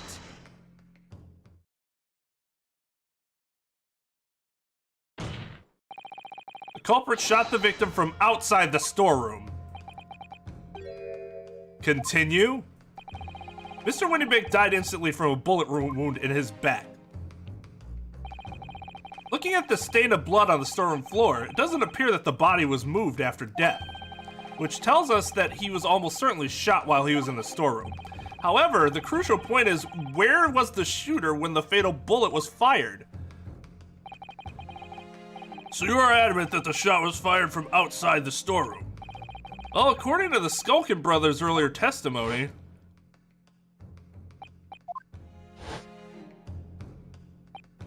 if Mr. Windybank ran away through the door, we have to assume that the door was open at the time.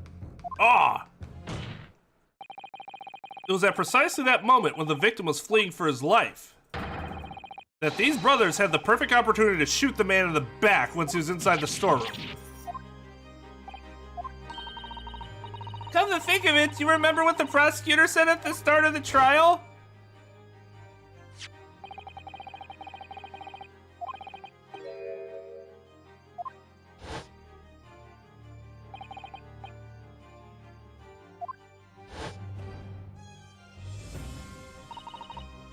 Poor man, shot while he was running as fast as he could to safety.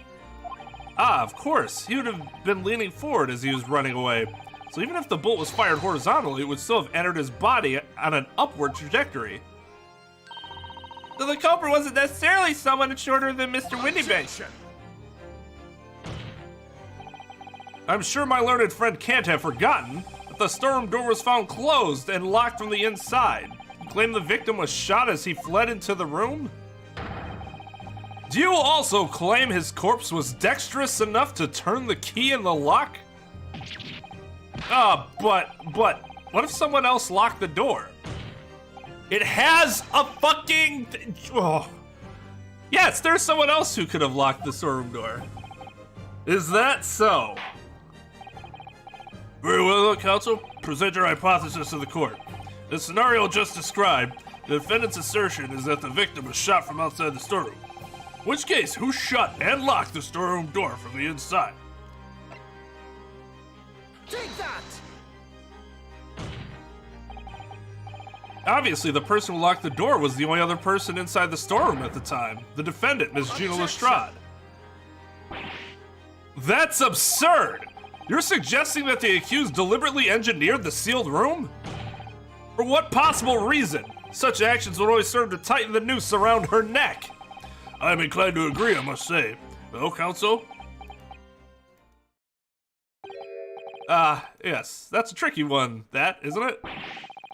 She wouldn't want the dudes who shot the other guy to come in and shoot her. Is that really so? Okay.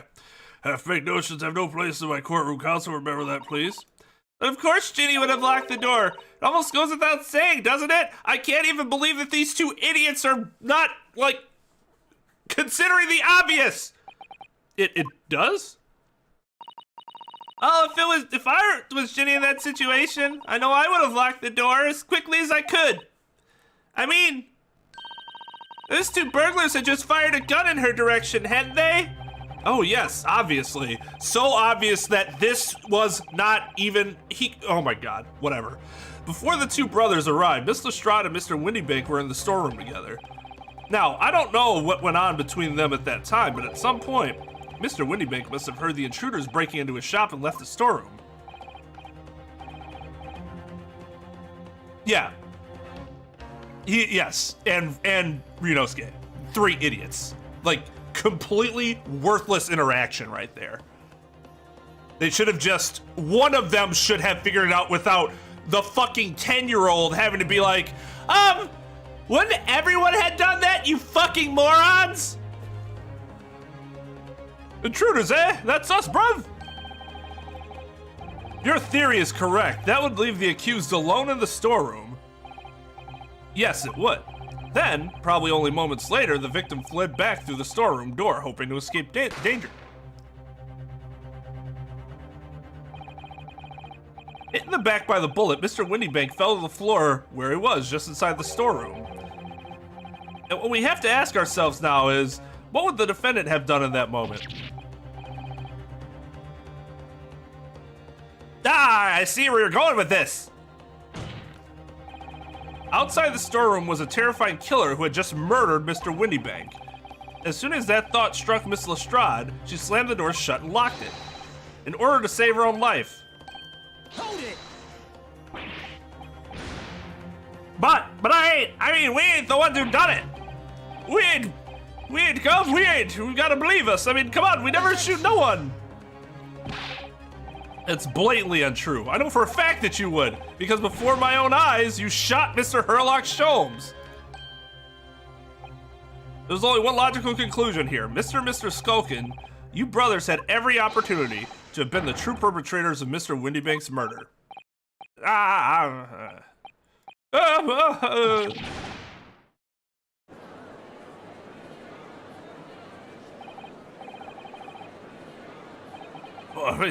You mean to say it wasn't the pickpocket who shot the pawnbroker after all? Where's the thing that I've been looking for? Hold on, I need to look up words you are saying. Oh, it's amazing, Rudo.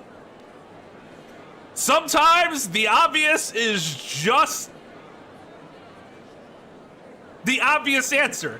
I understand the whole sometimes normal brain, like, it's Ace Attorney, so you're like, normal brain. What? But this one was like too ridiculously obvious to ignore. That again, the child had to be like, fucking duh!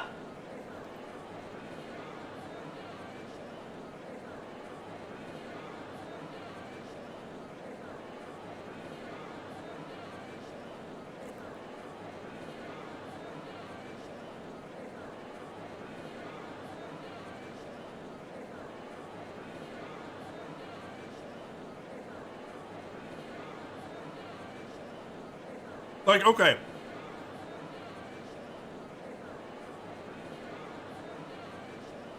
I see why Van Zeeks wouldn't have said anything. Because it's detrimental to his case, right? And he's just all about finding the person guilty. Well, not all, but he really drives it hard until, like, the very end. So I can see why he wouldn't bring that up, but if you're the judge, or Rinosuke, one of them should have been like, if I'm the judge, maybe I don't necessarily say anything, but like, I don't have the reaction that he does. I just think about it to myself, like, this seems obvious. Because, right, it's not your position as the judge to make the argument for the parties. So that I get. But how Rinosuke doesn't put this whole scenario together and then immediately go, oh yeah, so that she doesn't die, is kind of ridiculous.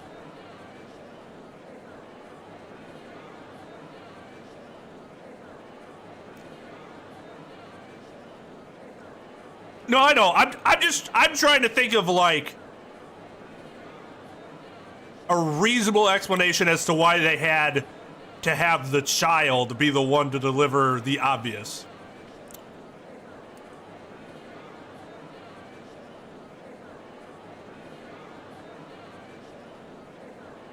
Yeah, that's true. At least they dealt with it immediately.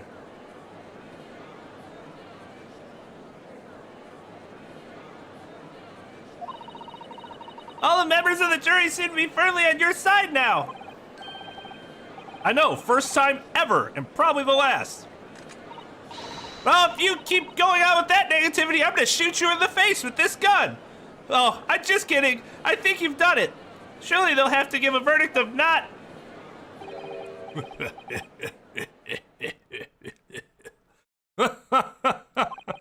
An admirable effort, my learned friend. What's this now? He's laughing? I find the situation amusing, Lord Van Jinx. It seems rather inappropriate. I myself find the defense's argument most persuasive. I dare say such chicanery is the bread and butter of the street performers in your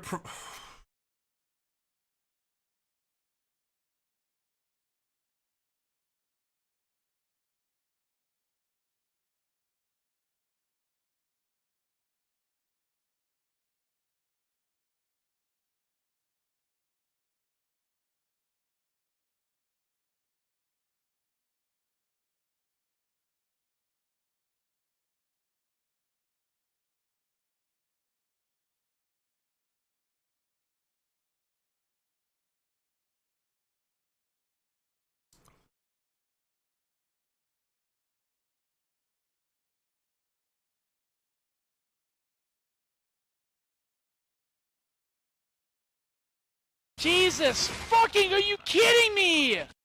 No, the mic should be fine. I just haven't said anything because of how... Ugh. Alright, hold on. Yeah, okay, my webcam did actually...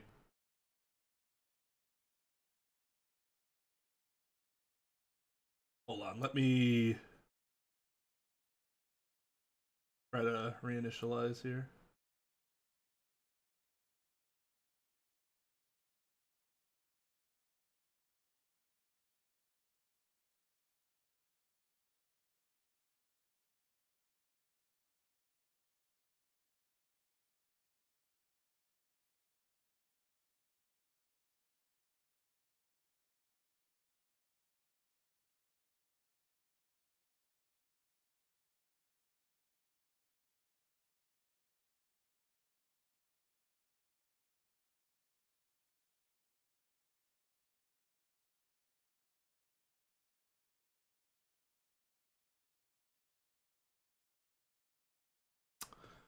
There we are. I can speak with my mind. Oh man, I should become a ventriloquist.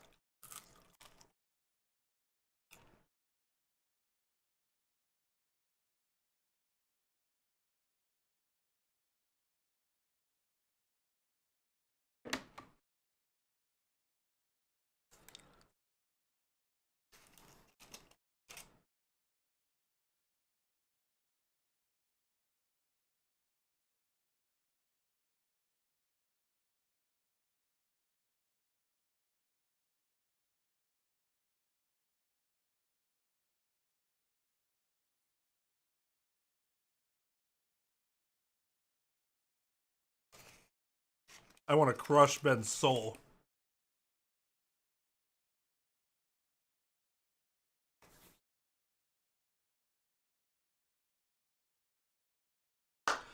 Let's try reading this line again.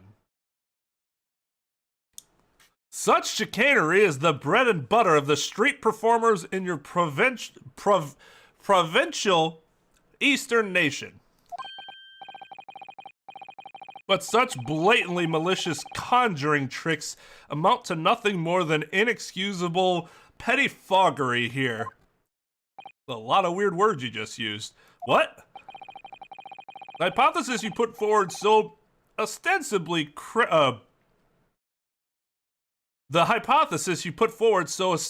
credibly cannot and will not stand. Because, you see, it contains a fatal flaw. That's all you had to say from the beginning. Cut everything else, just like your contention contains a flaw. A fatal flaw? You mean to tell me that you're unaware of your logic's failing?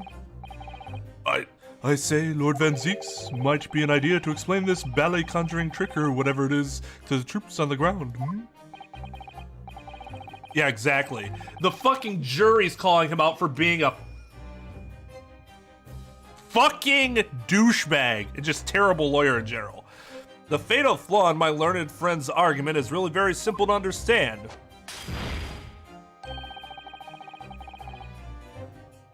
Well, my second order got picked up. Assuming you're not too dim-witted to count bullets.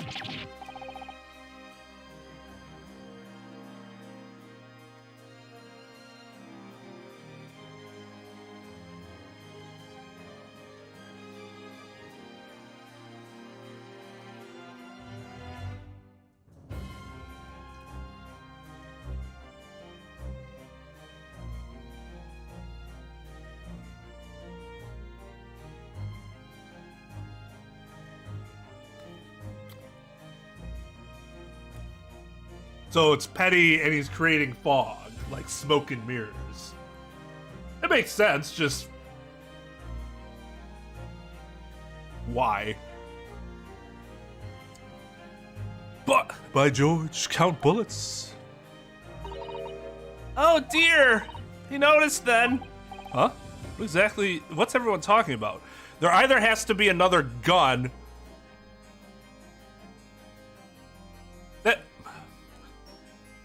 or he somehow would have had to have gotten a hold of Mr. Windybank's gun and shot it, which wouldn't have made sense. And we know the bullet...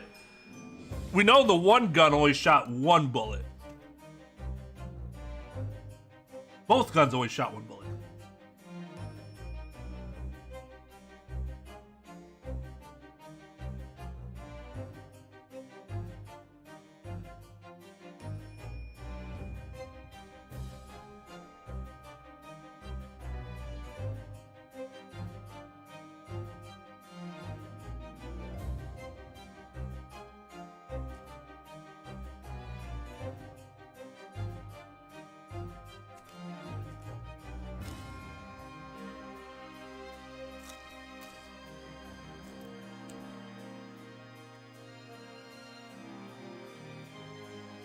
I mean...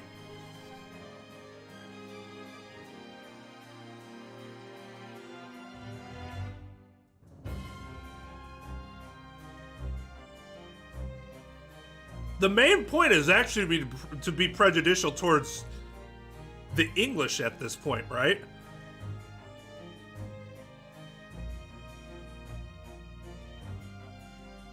Paint them as incredibly, like, openly racist.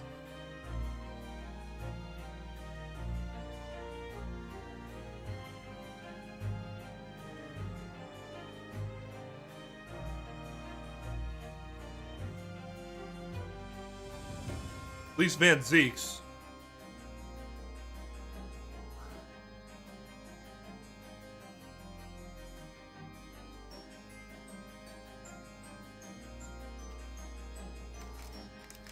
That's also true, Maxim.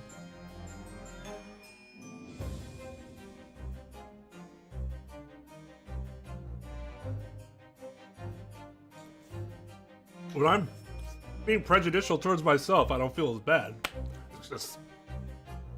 It's like, well, I might know a little better. Still not, shouldn't, but that's just, it's the honest truth.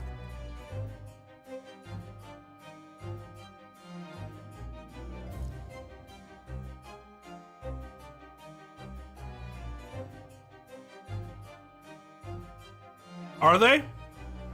Then I guess that makes sense. They're just following the trend.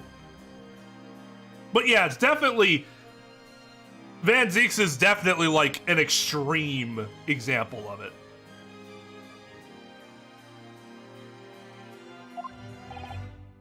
Counsel. Yes, sir? Tell the court how many bullets were found at the scene of the crime. Two bullets. Correct. The first, that which hit the victim in the back, ending his life, and the second, that which struck the detective, Mr. Herlock Sholmes, on his arrival at the scene. Indeed. The defense presented a picture showing the damage caused by the second bullet earlier in the proceedings. The bullet which injured Mr. Sholmes appears to have passed through his body to strike the calendar.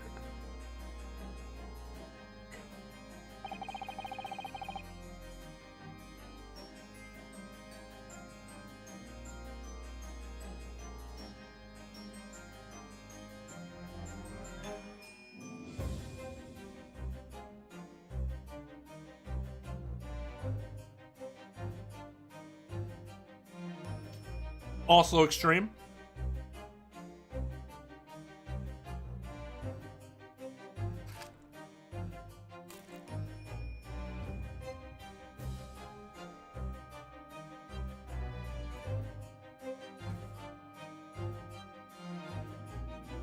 Your lordship's understanding is correct. Furthermore, we know there are two firearms involved in the incident. The revolver belonging to the victim, Mr. Windybank, and the Skulkin brothers' revolver. The evidence shows that a single bullet was fired from each gun. Yes, indeed it does. A single bullet from each. Now then, my learned friend. You yourself told the court only moments ago that these two brothers shot Mr. Herlock Sholmes right before your eyes. Yes, I did. Oh my goodness, I think you'll find there's a single bullet that was fired from the brother's gun hit Mr. Sholmes. It means Windybank was not shot by the same gun. Stop. Only one bullet. Stop. Exactly. Yes, this Nipponese street performer presented an ostensibly credible argument. However, it was never anything more than a diversionary trick with no hope of standing up to scrutiny. Ugh. Ah!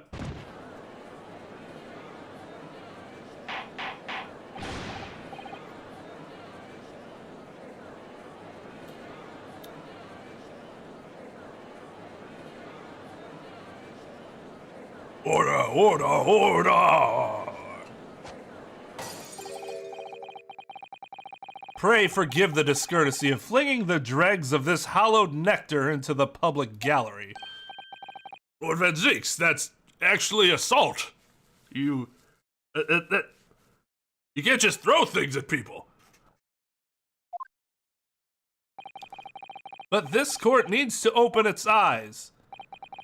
The accused, Miss Gina Lestrade, is no ordinary little girl. Despite her young years, she can, regrettably, no longer be described as a juvenile.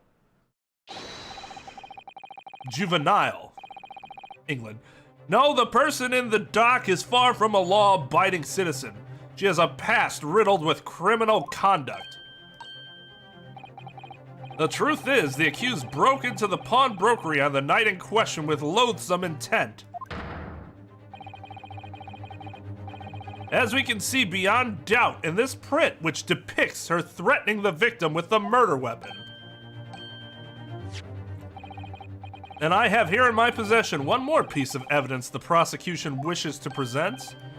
A disc.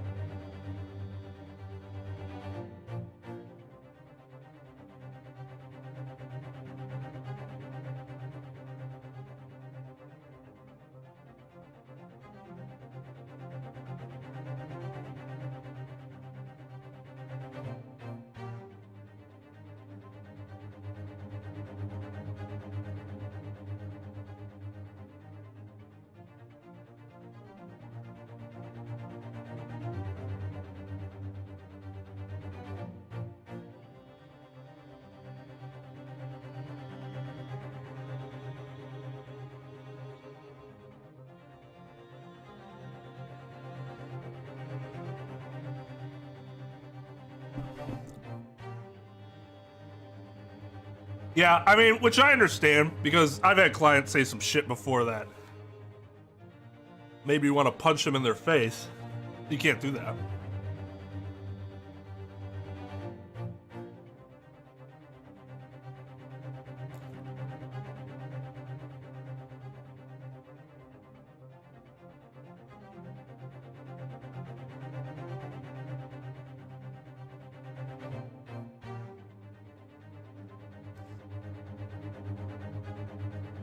Though, probably easier for Sholmes to dump a client than it would be for me to dump a client.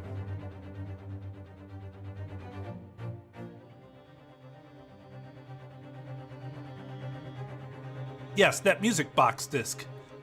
The Gilded's music box disc. The very day before the hateful murder of Mr. Windybank, the accused attempted to make off with this article, which clearly doesn't belong to her. And with none of the subtlety of a pickpocket, I might add, but by brute force and brazen impudence. Good gracious. Make no mistake, any sympathy for the accused on account of her years is misguided and dangerous.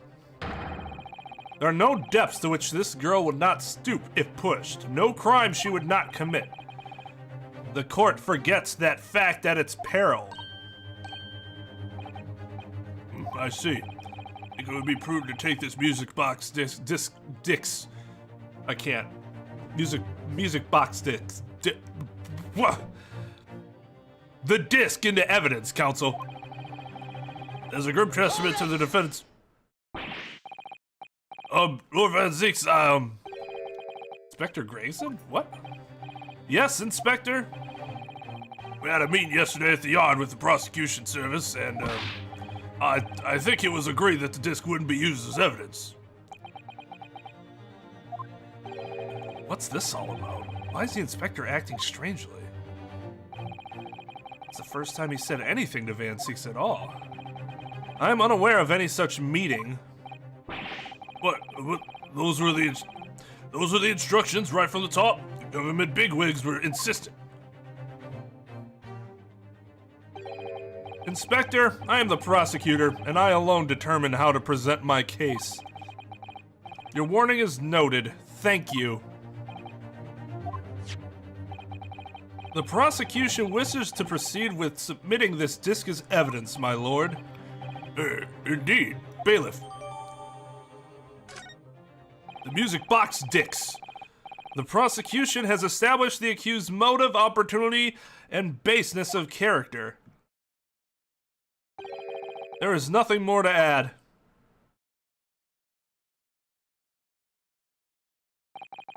Ladies and gentlemen of the jury, I await your informed decisions and rest my case. Well, it's fine and dandy, but I haven't rested my case yet.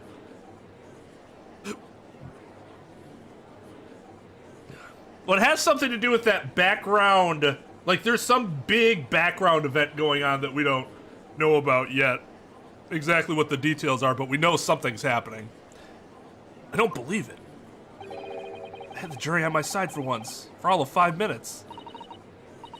Oh dear, it wasn't even for 5 minutes, Bruno. My lord, wonder if I might say something at this point? Proceed, Mr. Foreman. Been stumbling about in a bit of a fog up till now, if truth be told, but all of a sudden, the answer is barely obvious to me and my men. There's only one thing for it. Oh no. Very well.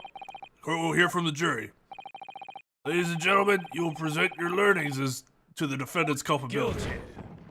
Guilty. Guilty. Guilty. Guilty.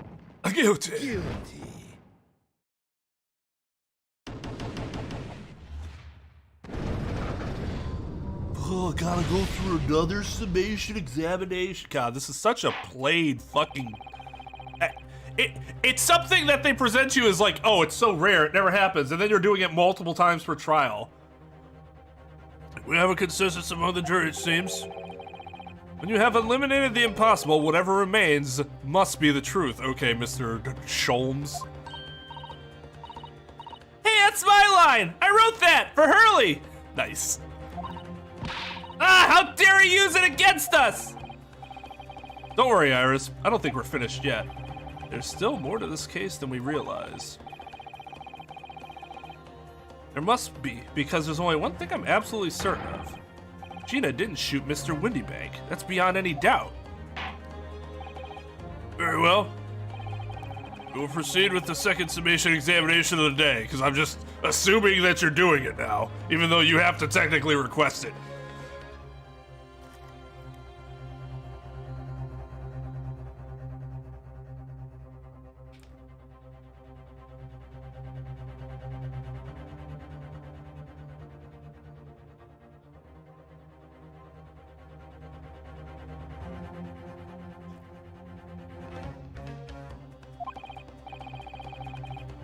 Mr. Foreman, are you and the other jurors ready? Geared up squadron is primed and ready for action, sir. Very good. So, ladies and gentlemen of the jury, you will each explain on what grounds you have now determined the defendant to be guilty.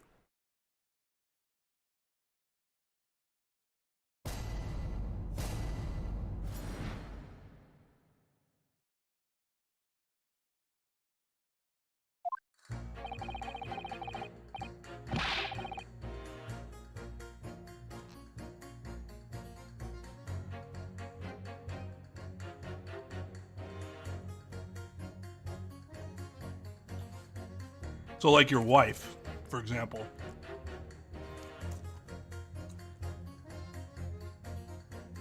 You really want to go to that length?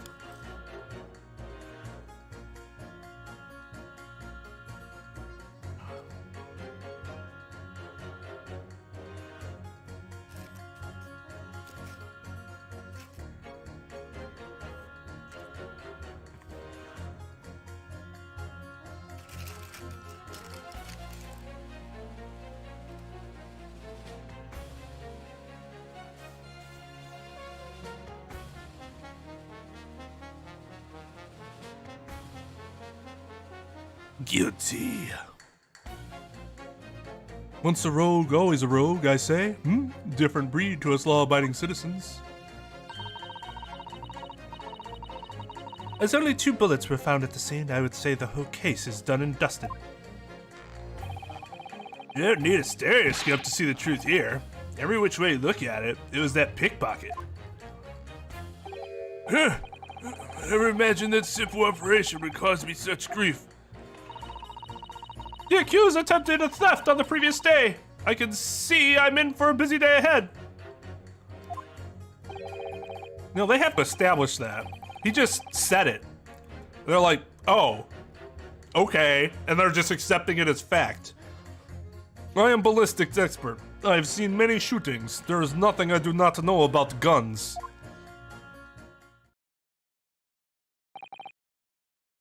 He just made a statement of fact about himself. That's not reasoning. Explain yourself, juror. I know guns. There is nothing I do not know about guns.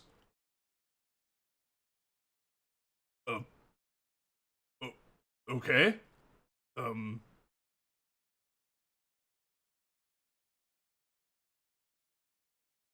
Yeah. Cool story, bro.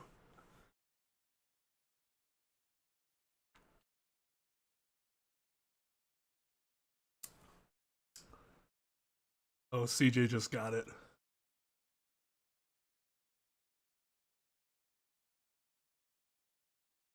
It is better than what number... It is more relevant than what number 4 said. That is true. But he's an old man. We already know he's not going to say anything fucking relevant.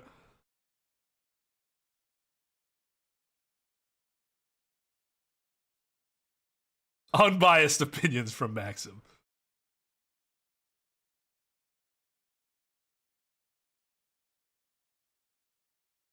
Perhaps.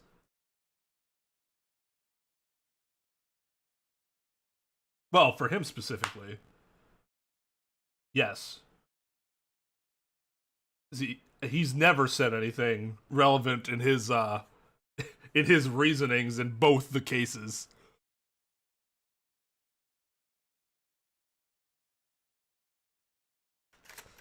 That's because juror number 4 didn't say anything about the case either. He's talking about this operation he did earlier and left a scalpel inside somebody.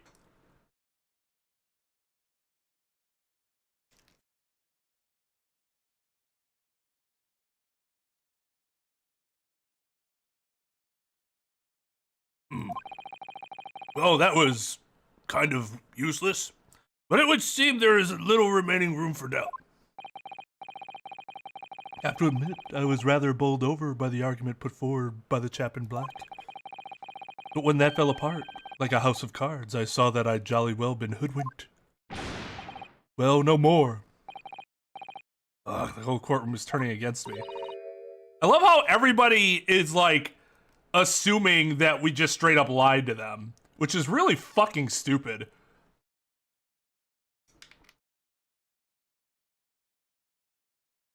And that's all, like, stemming from Van Zeke's rhetoric.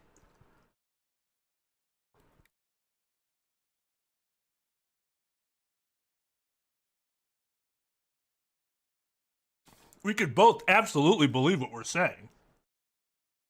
Doesn't have to be black magic or street chicanery.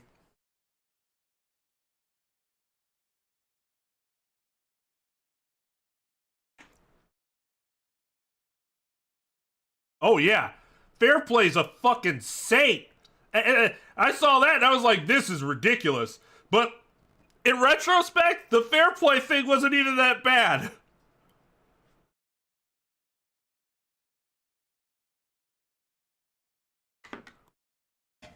My second order is almost here. The same thing.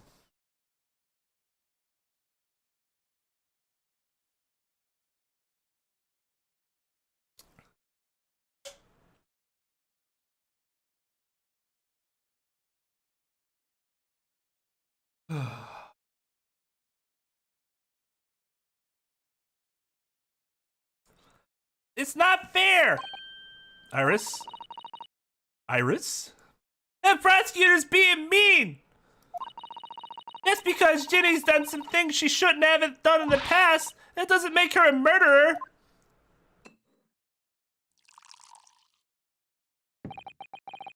Allow me to savor this fruity vintage while I savor the spectacle of your fruitless debate on the matter. Here's to the truth coming out eventually.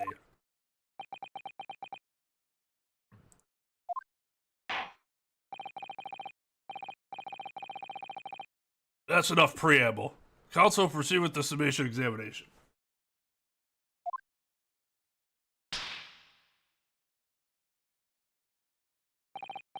Yes, my lord.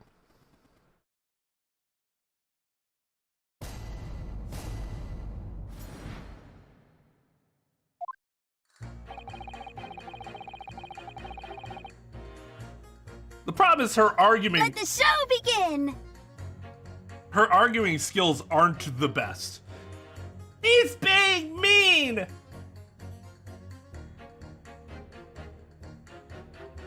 Yes, but that's not gonna help in this. Saying that isn't gonna help in this circumstance. Alright, I'm just gonna wait for the other food to get here before I board.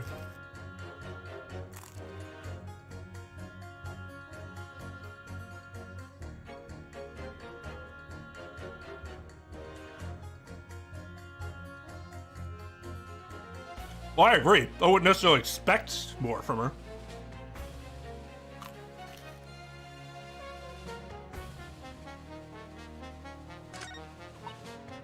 But if we're comparing her relative intelligence, her intelligence to everybody else, her ability to articulate would be part of that.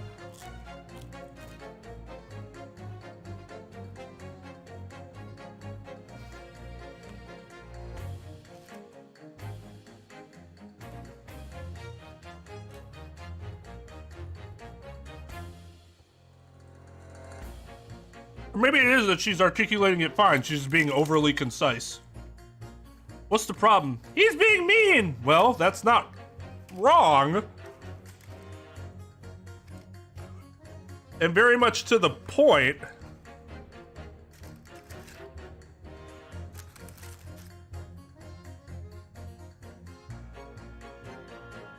Wow. My DoorDasher's name is spelled in all capital letters. It's the first time I've seen that.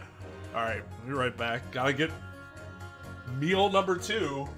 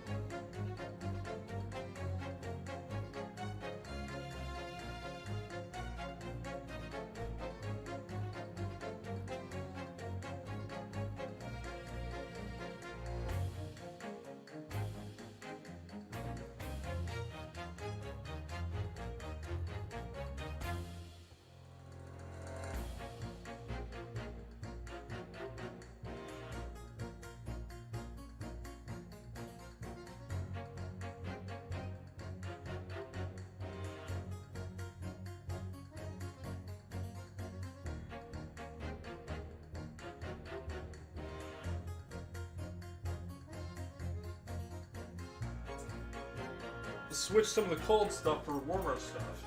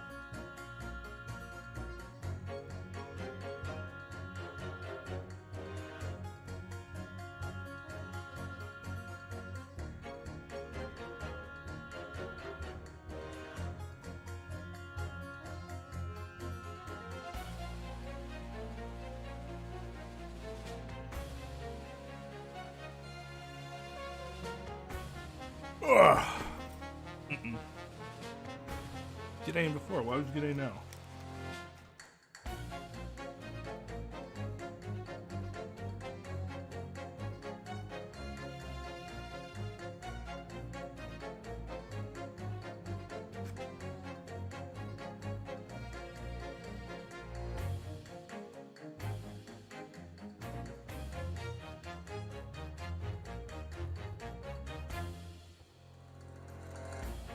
Need all the PP I can get for this case.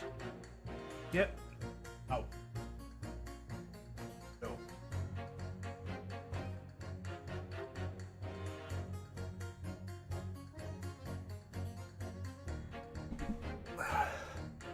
Shit, it's spelled in all caps.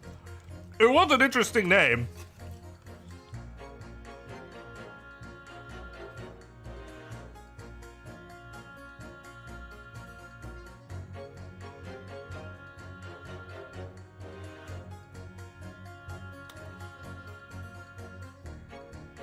Yep. Need all the PP I can get for this case.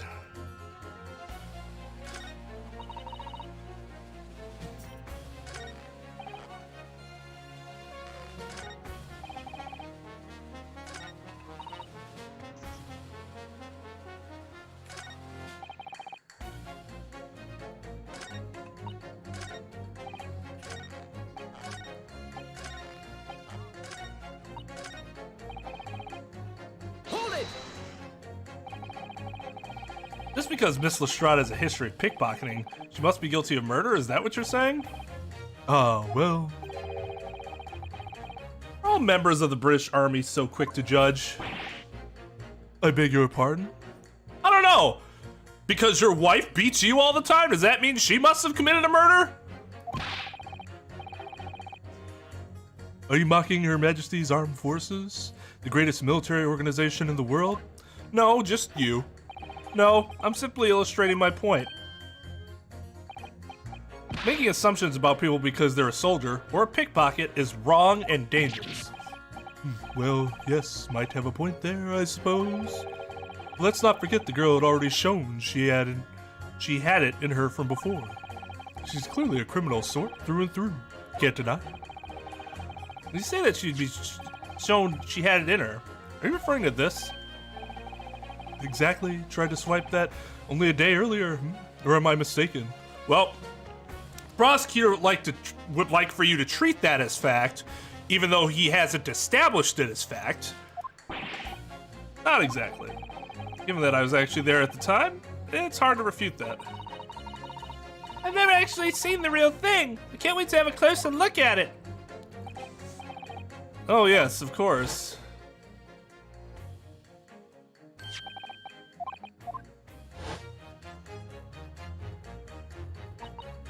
We still don't know what tune it plays, though, do we? I'd love to see how the original compares to Hurley's copy. Gilden's disc. Could it be a clue somehow? Perhaps we should examine it in more detail.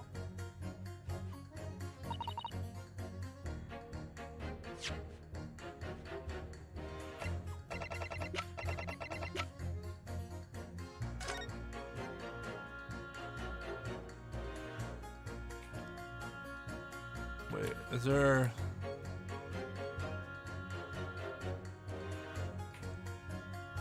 anything else that... Didn't we already...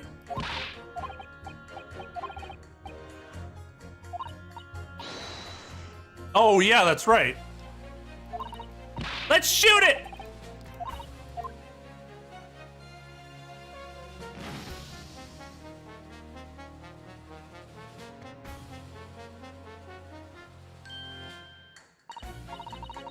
Oh, a lovely bright shade again. Wait, that color. What is it? It's just that green. Not the first time we've seen that color, is it?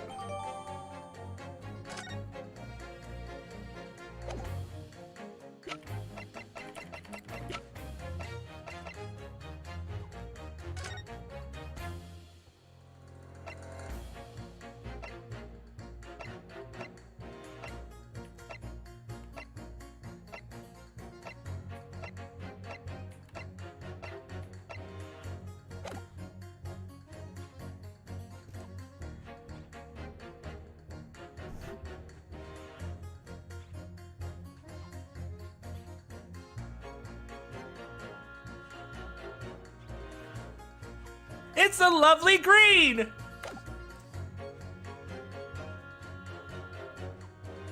Hold it! It's the number of bullets that has you convinced. Only 2 bullets were fired, and the 2 guns that fired them have been examined by the police. Oh. What the?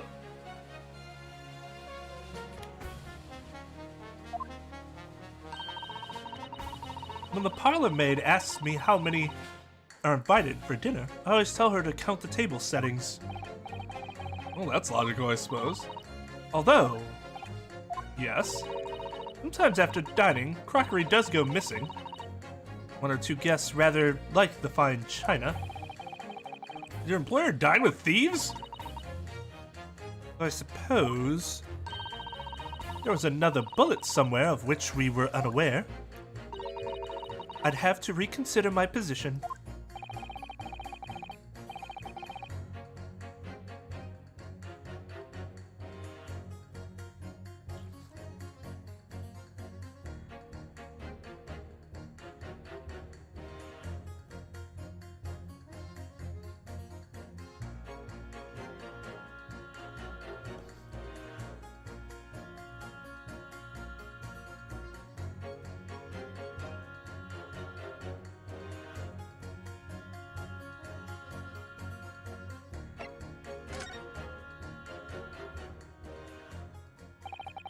Allow me to show you then. The 3rd bullet. Take that! Oh. Oh my god. Idiot. Idiot meaning me. I don't think I can prove it yet. But we'll see. Hold it! If I've understood correctly, you need 2 pictures, a left one and a slightly different right eye. Exactly! Then you can see the scene in 3 dimensions like this. So, we have 2 bullets. I don't suppose you can see anything useful with them. I think you'll find that no matter how much you squint, the truth of the situation always looks the same here. The only person who could have shot the victim is that girl in the dock. How can you be so sure of that? Think about it. The Skulkin brothers shot the great detective, didn't they? Yes, that's been mentioned once or twice. Well then, surely it's coming into focus now, isn't it? This is a waste of time. I'm not going to change this man's mind anytime soon. Have they actually established that the bullet went through Holmes? They just said that's what probably happened.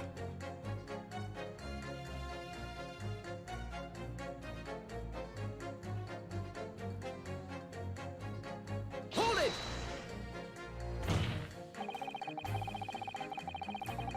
Wait, did he do the operation for Sholmes?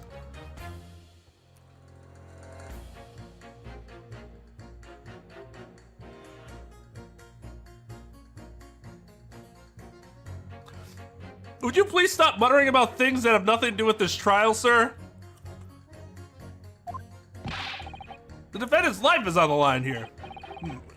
Well, the thing is, I couldn't really say that it has nothing to do with this trial, to be honest. Huh?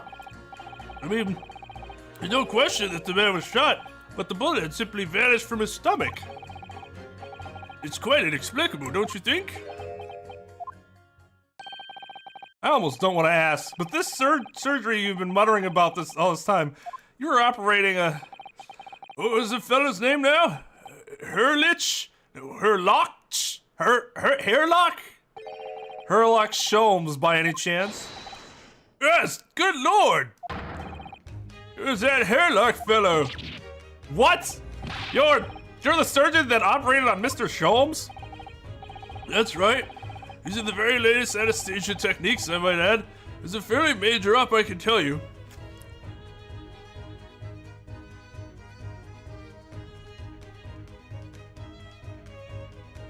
There does appear to be that possibility.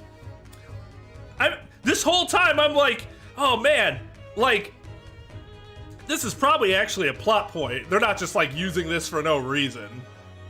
Cause like, what would be the point? Doing that. And I never put it together that he was the one that probably did Sholmes' surgery. That's me being an idiot.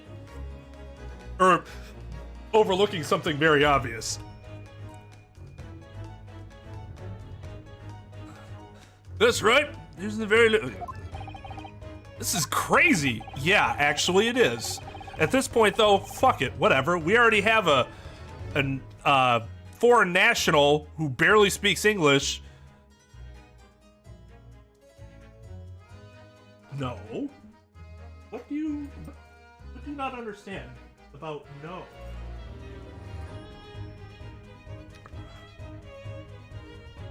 Let me see. The fellow was brought in not long after midnight, if I remember correctly. He said he'd been shot by some criminal or other, so I opened him up like a shot. But the funny thing is, I went over his insides with a fine-tooth comb and couldn't find the bullet anywhere. I'm afraid I had to throw up my hands and just stitch the fellow back up.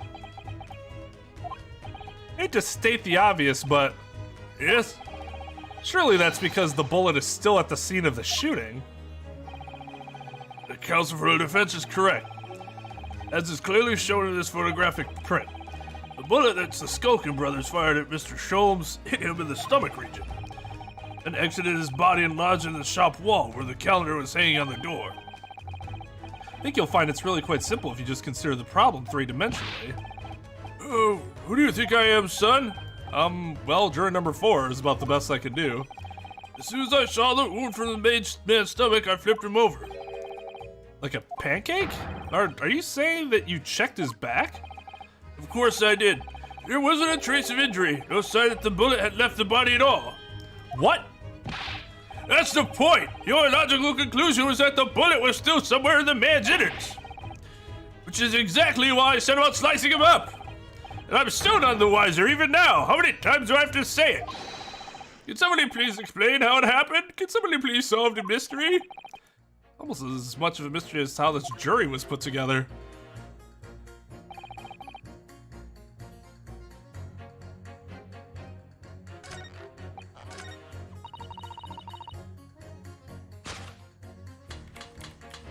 Objection! Oh, okay, I gotta get her to say I have to follow up what she said. On what she said, I think.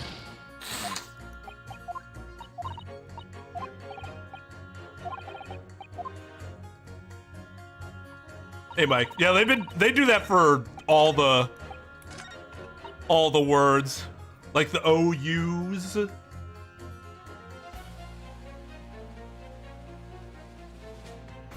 Hold it!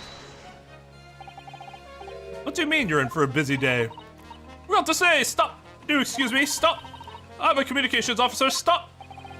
Communications officer? Does that have something to do with sending telegrams? Everything from personal messages written by members of the public to the latest news in the capital. I convert all the messages into Morse code and tap it out to the entire world electronically. To the entire world? Thousands of miles of cable under the sea. Stop. Worldwide communication network. Stop. Information transmitted to and from all corners of the globe. Stop. Ah, yes. He's getting equally worked up about radio waves or the like before, wasn't she? They specialize in communication information from government departments and newspaper offices. I see. Sure, I shall have to wire the newspaper reports of today's guilty verdict later. So no sleep for me tonight, I imagine. Let's just finish the trial first, shall we?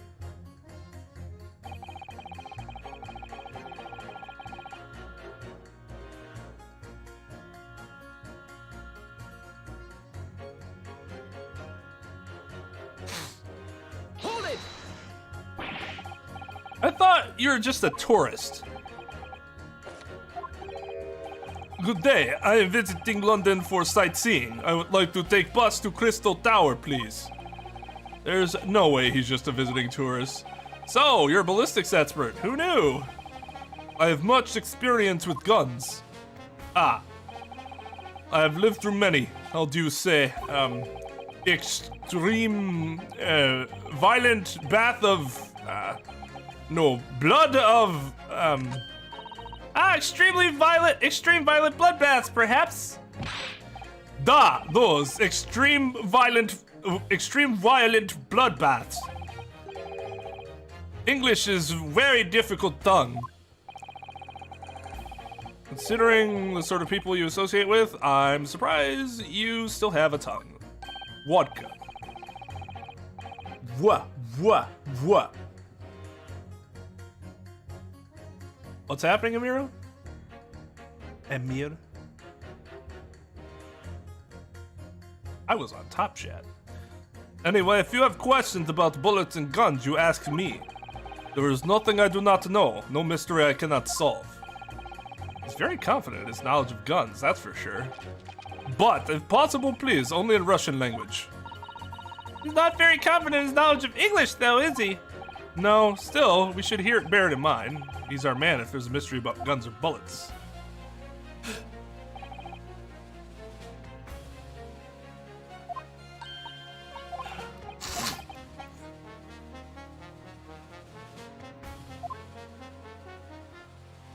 I haven't yet. I plan on playing them all, but...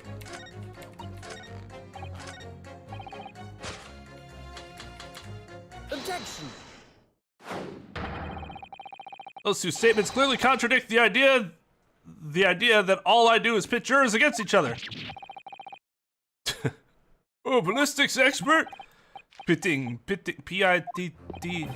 On the night in question, Mr. Sholmes was shot by one of the Skulkin brothers. Since there was no sign of an exit wound on his back, we must assume the bullet didn't pass through him. However, no bullet was lodged in Mr. Sholmes' body either. Furthermore, a bullet was found lodged in the wall of the shop where Mr. Sholmes was shot. Juror number 6. Hello, my name is Villain. Pleased to meet you. This apparent contradiction in the facts that is so clearly troubling, juror number 4. Are you able to explain the mystery? I've seen very similar situation in Motherland. It was night, there was blizzard. I was running away along mountain road in freezing cold. Golly. The snow was piling high on both sides of road. It was very narrow and dangerous. My pursuers had hunting rifles and they were on dog sleds. Mental note, don't ask too many questions. I was shot from behind and I fell down in snow. And this situation was very similar to what I hear today from doctor. They could not find bullet in my body. And no sign of, how do you say, exit wound. And where did the bullet go? Bullet never hit me. Well, if it never hit you, how'd you fall down? Bullet hit frozen wall of ice very close to my side. What? One small piece, very sharp, broke away from lump of ice and pierced my body. It made deep wound that looked just like bullet wound. Good gracious. Of course, piece of ice quickly melted inside me. And that is solution to mystery of disappearing bullet. But that doesn't answer the question at all. The shooting happened in a pawnbroker shop. Not some snowy mountain road in another country. Just an idea, but we might not be looking at exactly the same scenario here. You know, where exactly was Hurley shot again? Well, according to the report, in his stomach. Sort of around this area, I think. Oh, that's precisely where he always wears a little pouch on his belt. A pouch? Actually, I might have noticed something like that. Yes, a pouch. It's where he keeps 3 glass vials of very dangerous chemicals that he uses in his investigations. What? Really? Doctor, where's the pouch Mr. Sholmes was wearing? Well, there felt nothing like that in his person when he arrived at the hospital, as far as I remember. If I may, Lord Van Zeeks, I realize it is forbidden for the prosecution to interject during a summation examination. I should inform the defense that I have the pouch in question in the antechamber outside the courtroom. Sorry? As I understand it, when the police arrived on the scene and found Mr. Sholmes injured, they removed the pouch in order to assess the wound. Oh, thank goodness. I was forgetful for a moment. Since then, it has been in my safekeeping along with all other evidence relating to the case. I can personally vouch for the fact that it has not been touched since the incident occurred.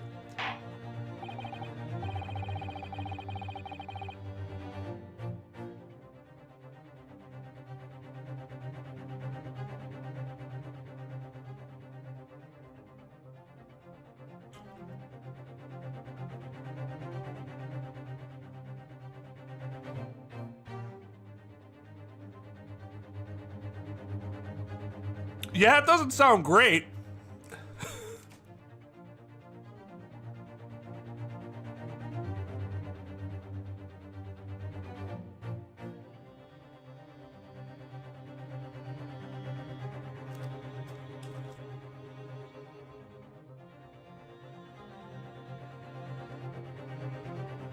I especially hate it when you get stabbed from a ice shard that got shot off of its base.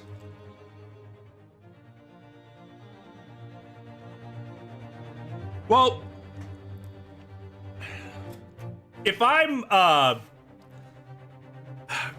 like, yeah, he's making it easier, but if I'm Rinosuke, I asked Gregson if he's still there, or the prosecution, and at that point it's not like he can conceal it, so we would have gotten there eventually. Well, a competent lawyer would have gotten there eventually, but this saves us a step,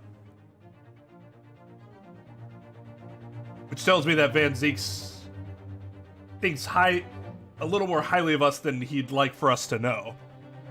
Very well. Well, extremely unconventional during the summation examination, I must demand the prosecution present the item in question with all speed. Bring forth Mr. Herlock Sholmes' pouch.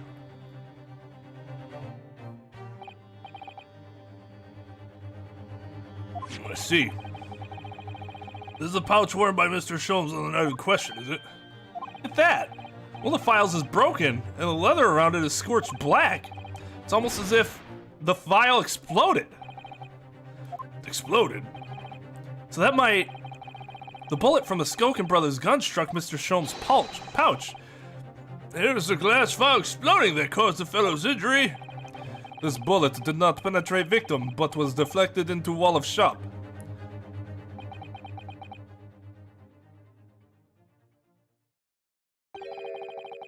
A delightfully complex aroma. Well, it would appear one mystery has been solved at least. Though it has no bearing on the truth of this case. The bungling and burglaring brother shot the detective, and the accused shot the pawnbroker. The pertinent facts of the case remain unaltered. At least the mystery is solved. I can sleep easy tonight. Thank you, young man. Thank you very much. Glad I could help. Due to its bearing on the conundrum just solved, the court will sequester this scruffy pouch as evidence. Whose pouch isn't scruffy? Now the submission examination. It would appear the defense is somewhat struggling to alter opinion. Please, my lord, a little more time. After all, that's a new piece of evidence. Could be a valuable clue, and you can't afford to overlook anything here, Rinosuke. Still a way to turn this around, somehow, I'm sure.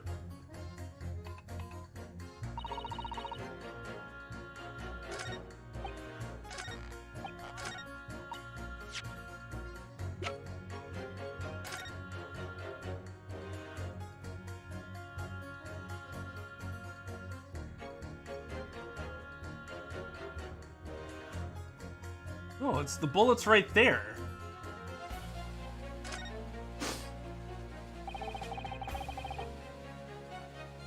It's really scorched badly just here. Oh, the strap is broken, look! Must be where the bullet hit then. Let me see.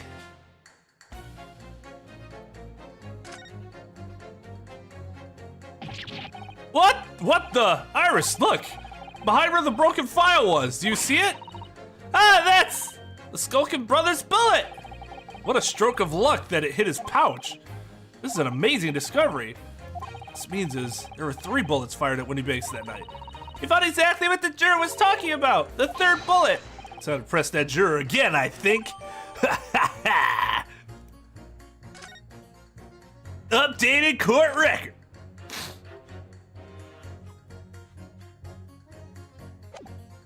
Well, I don't know, because he was looking for a bullet and not glass, so I don't know if he actually removed anything else that was in him. That's true, it could have just fell out when he flipped him over. I guess the bigger concern is what... He said it was dangerous fluid. Is that why he is still knocked out? Because, like, he has whatever that was in him? And it might have reacted poorly with the anesthesia? Okay. I will give Van Zeeks a little bit of credit here. Just a smidgen. Just a smidgen. You're right in that him missing the bullet's kind of ridiculous, but he also said he made sure to not touch it at all. So they had it, but it seemed like he didn't even look at it other than they knew it was a thing. I'm assuming because he thought it would be more pertinent to the Sherlock against the burglars case. That's still really negligent on his part because it absolutely could have been related. But if that was his train of thought, I understand then why he didn't touch it or examine it. So like, it's still bad, but I can at least see like why it might have happened.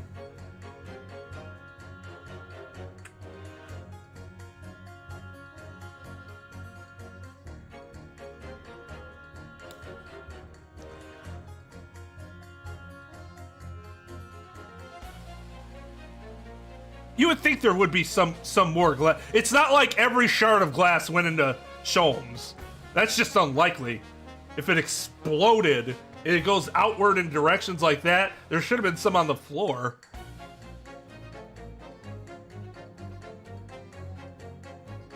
I have to look at the floor again, but I guess it could have fell between the floorboards. I don't remember what the floor looked like, to be honest.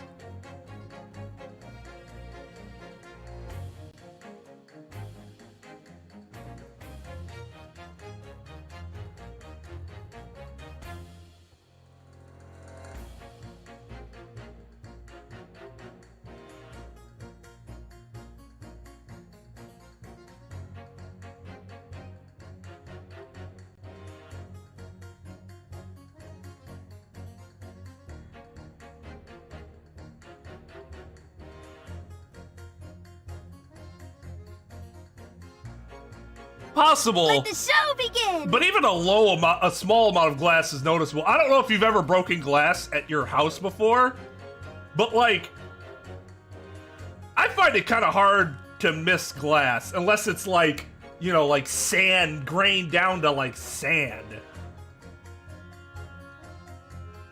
Oh, that's just me though. Anecdotal evidence, obviously, not great evidence.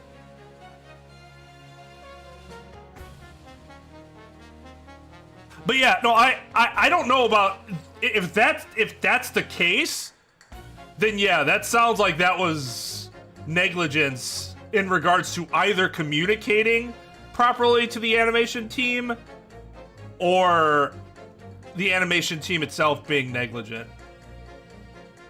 and not keeping that in mind.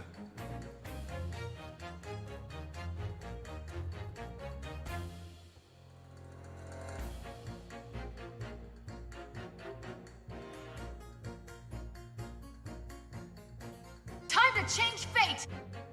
Except it'd be one issue, or one problem compared to many to have to explain that. Several mistakes. More mistakes there are, the less likely it is that it was actually just a whole big bunch of mistakes. Not impossible, I'm saying, just less likely unless they're entirely incompetent, which is another big problem altogether. Why would it matter between the pawnbroker and a home in terms of being able to see it? Besides the fact that it could fall through the floorboard.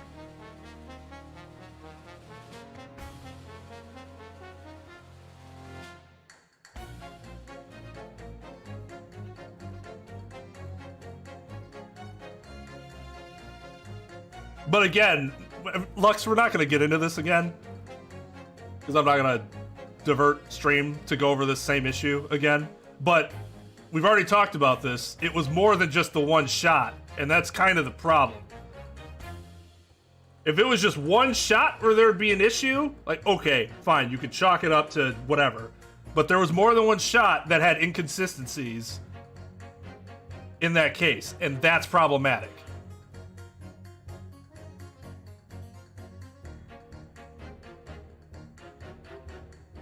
Yeah, but the lamp wasn't really where Sholmes was. I mean, I don't really have that big of a problem with the glass. It's not...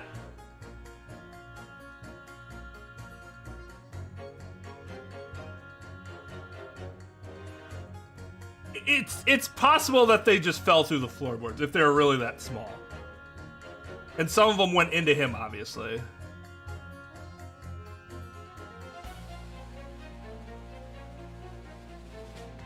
No, we are not talking about Seesaw again. I absolutely refuse to do that right now.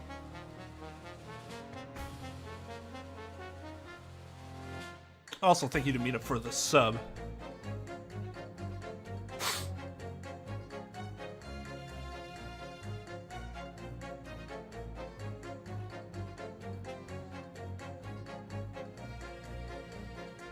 It's a number of bullets that has you convinced? Oh, yeah. Oh.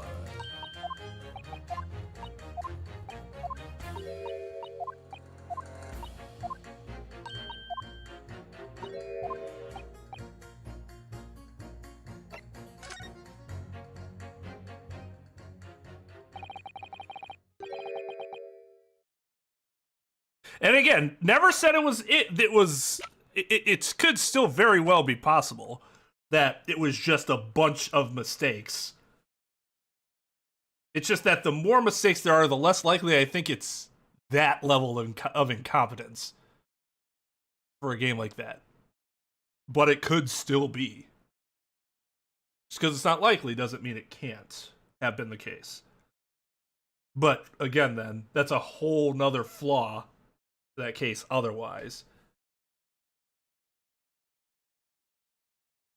Making it poor. Take that! Here it is. We discovered it just now. On the night in question in Windy Bank's pawnbrokery, another bullet was fired. What is this new trickery, you Nipponese conjurer? Hey, man, don't get mad at me because you never thought to look at the fucking pouch.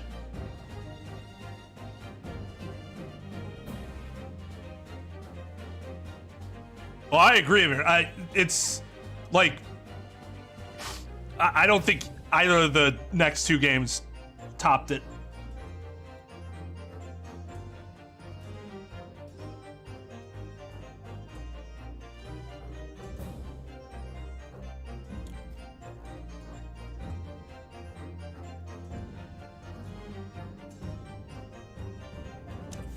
But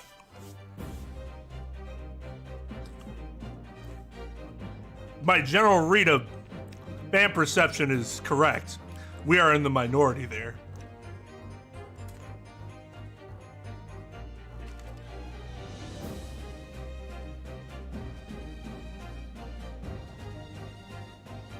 I am here. What's up, dog? Yeah, and I definitely, like, I see the value in each game. To where if somebody's like, 2 is my favorite, V3 is my favorite, not 3, 3, V3 is my favorite, I would never argue that point. For one, you're talking about favorite, so like, that's just pure opinion, right? There's no contention that there's objective,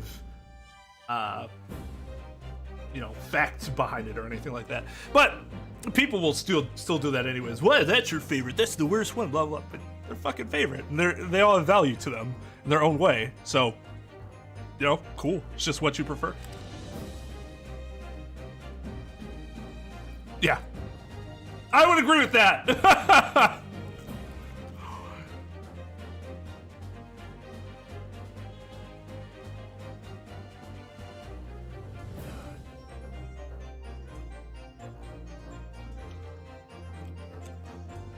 I think most of us can agree with that.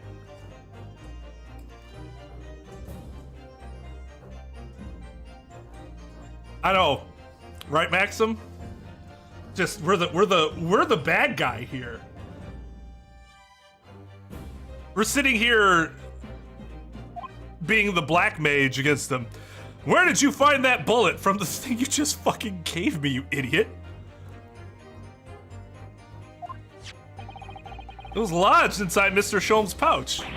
What? This pouch was removed from around Mr. Sholm's waist before he was taken to hospital. And since then it has been touched by no one. Do you mean to say the shot fired by the Shokin brothers that night? Yes, as your lordship has surmised, it hit this pouch. But that makes no sense whatsoever. We already know the whereabouts of the bullet fired at Mr. Sholmes. It's clearly visible in this photographic print. Ah. 2 guns from the scene have already been submitted into the court record as evidence. Yes, that of Mr. Whittybank and that belonging to the Skulkin brothers.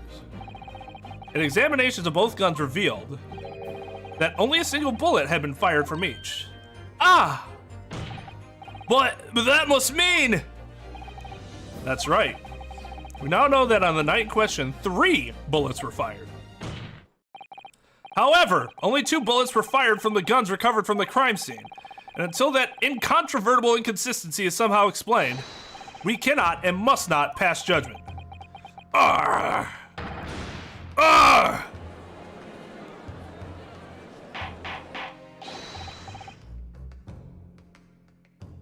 Order!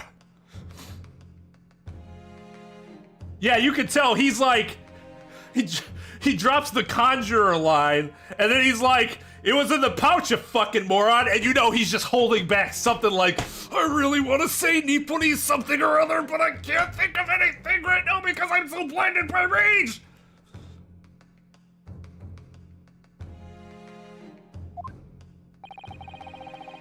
Our summation examination remains incomplete.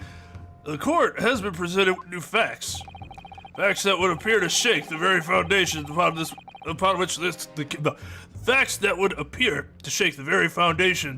which the case against the defendant has been built. As is my prerogative in this situation, I hereby temporarily suspend the summation examination. By Jupiter. What? Bailiff, bring the witnesses back to the stand at once. No! No! I thought we were done. No! Why? I know, Lucy.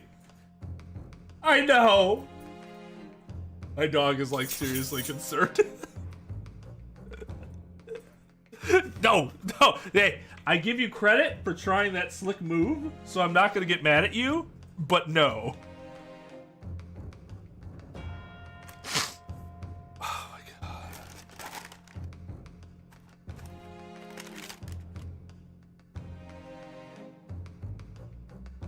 Alright, hold on. I'm gonna put my food away so it's not in the way anymore.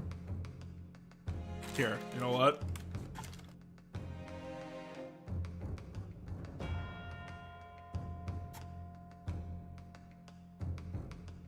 You can't tell your mother I gave you some of this, okay?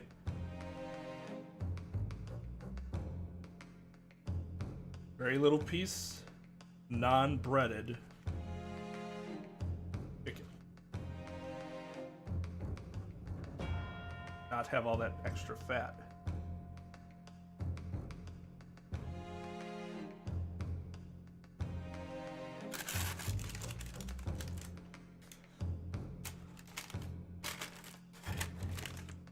No more begging. Even though I know that inevitably it makes you want to beg more.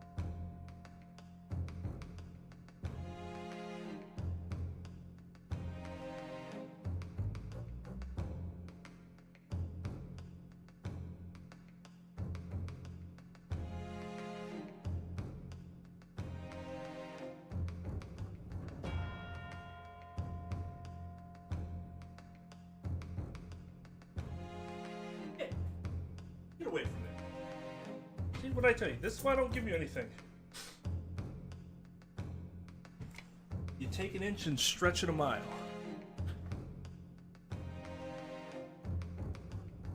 There's only one way I'm going to be able to get through this testimony. With help from my good friend, the captain.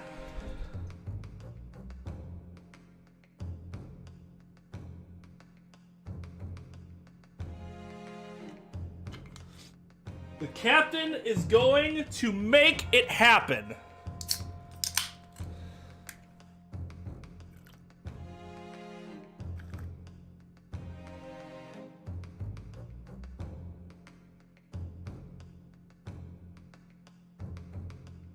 To the cross-examination.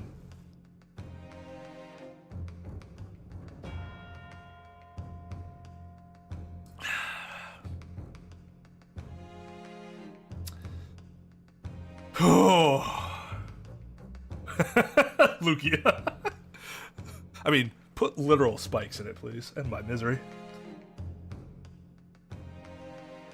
Got something tasty, Devin?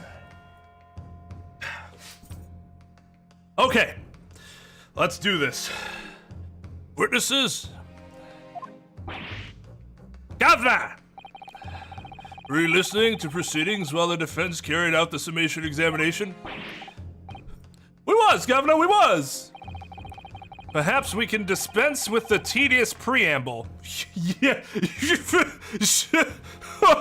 Now it's tedious preamble. Okay.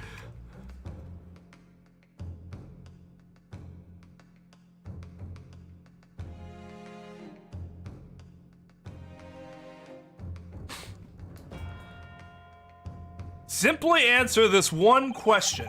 A third bullet has been identified at the scene of the crime. What do you make of that? Make of it, Gov? I didn't make nothing. Is it one of yours? Go blimey, Gov, go blimey, not a chance. In that case, did you have an accomplice? What? Never. The Skulkin brothers work alone. It's just the two of us. That's our trademark. Sometimes just me. Ringo, actually, though. How soon we forget poor Sulky. Only 2 of the bullets from the crime scene originated from the firearms we have in evidence. The third bullet was fired from another gun. Where is it? I mean, that's an head scratcher.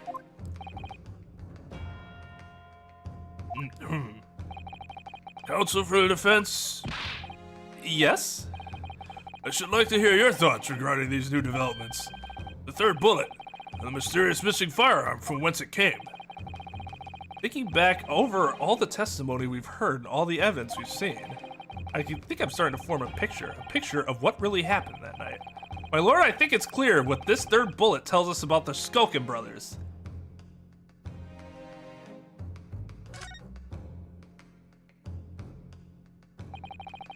On that night at Windy Bank's pawnbrokery, the brothers must have been working with a third man. And we know who it is, cause it has the same blood as on the dicks.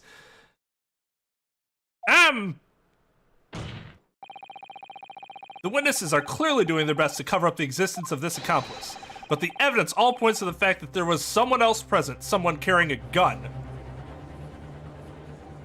Objection!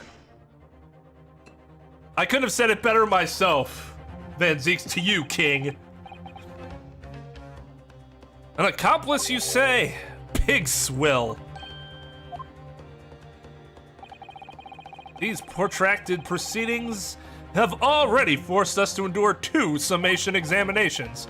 Yet in all that time, there has been not a murmur of a third man. If this apparently wraith-like being exists, the court must be shown hard evidence. Without it, this fantasy will be crushed. The prosecution demands answers on 2 counts. Firstly, proof, evidence that this accomplice was ever at the scene of the crime. And secondly, the identity of this spurious character. So the Skulkins are lying, I know that. But how can I ascertain the identity of the person they're hiding? Well, counsel, I'm supposed to prove the existence of this accomplice and reveal the person's identity even. In response to the prosecution's demand, my lord, the defense is...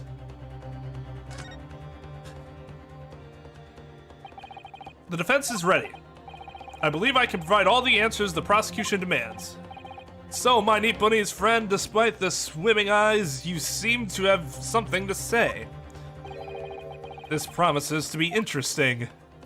I have to push forward now, there's no other option. I need to use every single piece of evidence available to me if it will make a difference.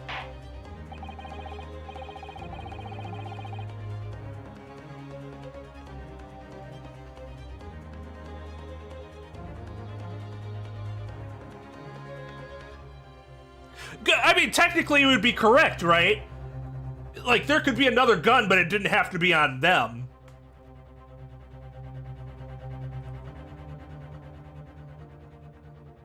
It's interesting, then, why they would give you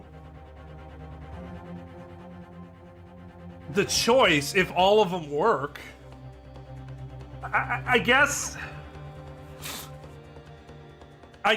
one reason to do that would be based on how your mind is working and putting it together. Each one of those things can lead you to the same conclusion if Ryunosuke follows that line of logic in presenting it to Van Zeeks. Which would actually be a pretty clever way of doing that.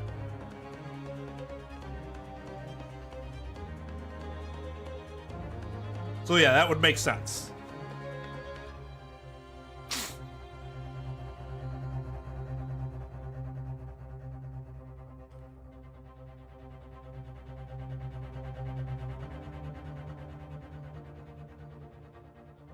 Not necessarily to make you feel clever, but so that it's something where you can reasonably get to the same conclusion through various means of thought, like lines of thought.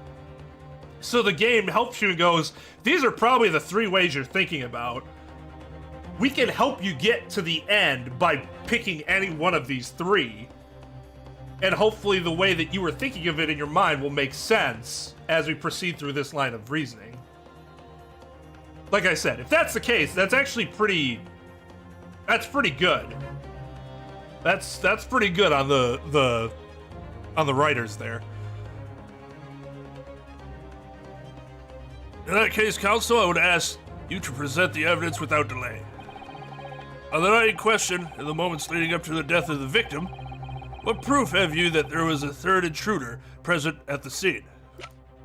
I don't know what they want us to show first, but... Oh, isn't everything in the blood sample? Oh, no.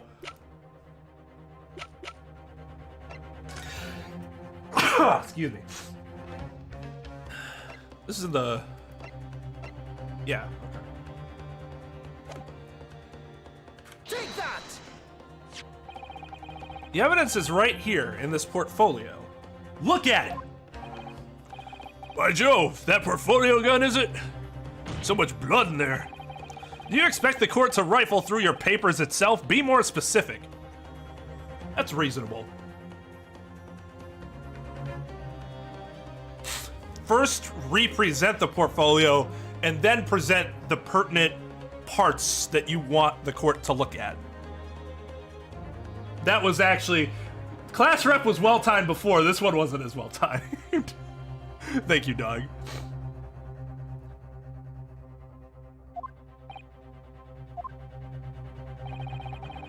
You claim one of those blood samples proves the presence of this third intruder? Well, which one is it?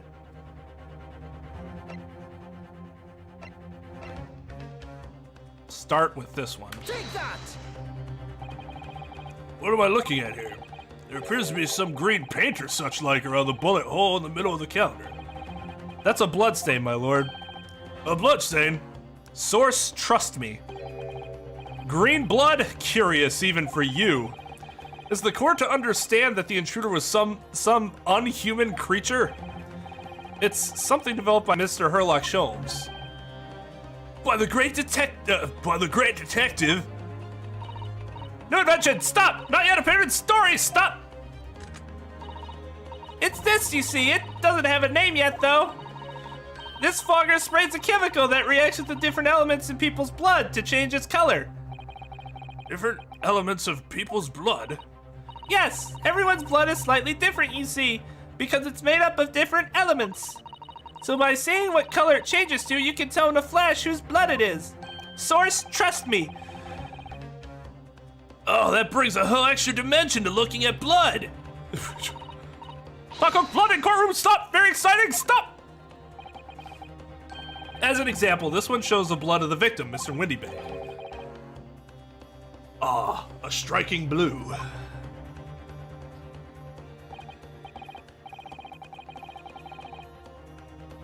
Yes, so you see the green color of this blood stain on the calendar shows that someone else was shot in the main part of the shop. Now hold fire there, young man. Could be from some unrelated incident, couldn't it?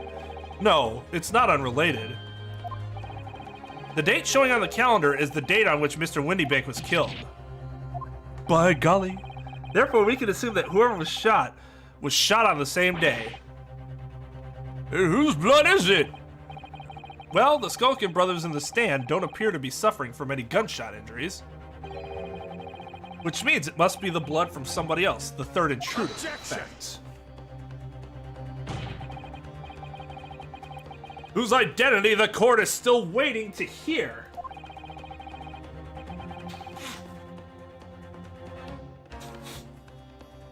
You can't deny this any longer, my learned friend. Who is this alleged third intruder? Take that! The man's name is Eggert Benedict. Eggert Benedict? Who on earth are you talking about, counsel? He paid a visit to Windybank's pawnbrokery on the afternoon before the incident took place, when the accused attempted to deceive the pawnbroker into releasing this article into her possession. That's right. The man identified by the defense, Mr. Eggert Benedict, then attempted to take the article from the defendant by force. I know this because I'm a witness.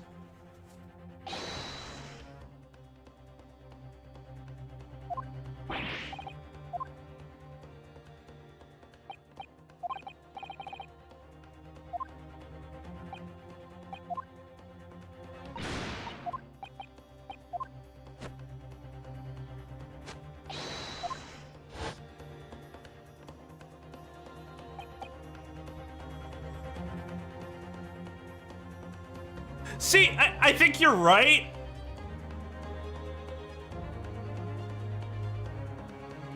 Right, but I also agree that the dialogue around it doesn't, like, actually consider that that's what's happening. Because Rinosuke could just say then, right? Like, but if they're worried about making it too simple, then they should add a second step to it. Pick the portfolio. It's in this portfolio, and then immediately follow up with, on this page, without having to be prompted. Inspector Gregson was there at the time and can attest to what happened. In the end, it was the inspector himself who took the disc. Can you corroborate this account, Inspector? Yes, my lord. That's more or less what happened. In the interest of being thorough, I asked Windybank for a print showing the fellow. For a print showing the fellow. Taken from one of the red-handed recorder gubbiness. Yes, that's him talking to Mr. Windybank that morning. And you claim this man is the brother's accomplice? Well, Mr. Skulkin? Never seen the geezer before in me life. On me life, Gov, on me life. Never seen him. Well, somewhat uninspiring. It appears our witnesses disagree with the assertion. I'm sure your lordship recalls my learned Nipponese friend's actual assertion, which was that he could prove the identity of the alleged accomplice. Yes, and I can. Then show us the evidence! I agree with this guy. I agree. We must see proof that the clean-cut gentleman in the photograph is the filthy criminal you say he is. This is the last piece of evidence. I've had a feeling that something has been missing in this trial from the very start. But now I'm going to drag it kicking and screaming into the courtroom. You ready to present your answer to the court then, counsel? Yes, my lord. Defense. Proof that the man pictured in the photographic print was in fact the person struck by the third bullet. Take that! The proof is right here, in this portfolio. Good gracious, counsel, does that portfolio contain answers to every question posed? As blood normally does. I see you share my interest in clarinet-colored liquids. Clarinet. I see you share my interest in claret-colored liquids, my Nipponese friend, but... Enough. The court demands to see further evidence. Which blood sample proves the man you identified was the one shot by the third bullet at the scene of the crime? Take that! As I mentioned before, on the afternoon of the day in question, the defendant attempted, deceitfully admittedly, to reclaim this disc from Windybanks. Which is when the aforementioned Edgar Benedict appeared on the scene, I believe. This man then attempted to purloin the article from the defendant's possession, no? That's correct, my lord. I myself was present at the time. It was following this that a minor incident occurred.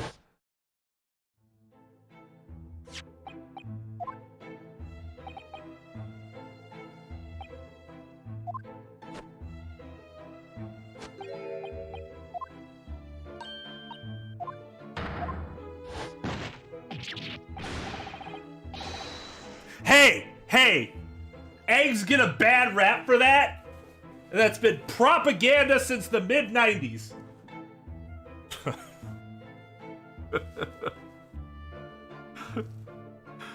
Eggs have been getting quite a bad rap lately.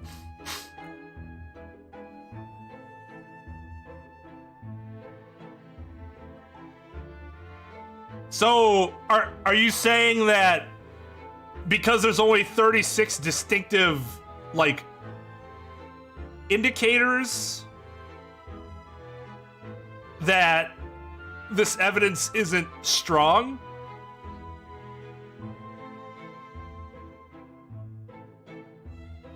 I don't know. All I know is that there are different blood types, and that when you're talking about donors and stuff, only certain things are compatible with others. Universal donors, receivers, that sort of ABs, weird with the A and the Bs. They can receive both.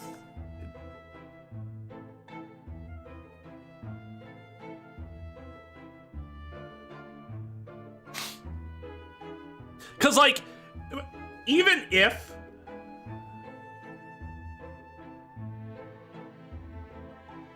see, that's how I interpreted it too. That it wasn't just based on your blood type, but based on other things that are in your blood that make your composition unique compared to the next person.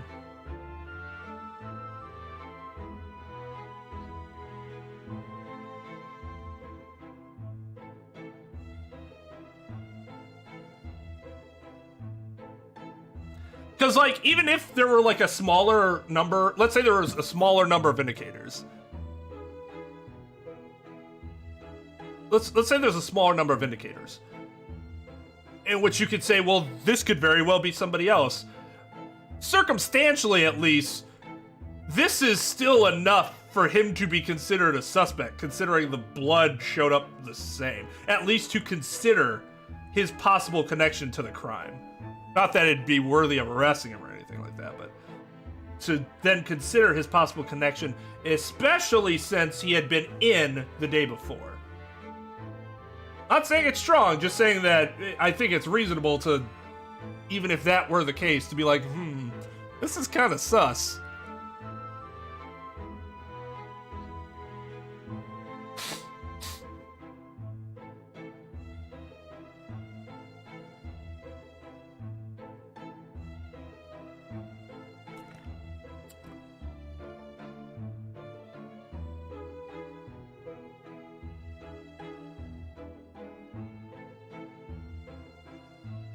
Right. So, like, I get why it would be so... why it's frustrating to just go...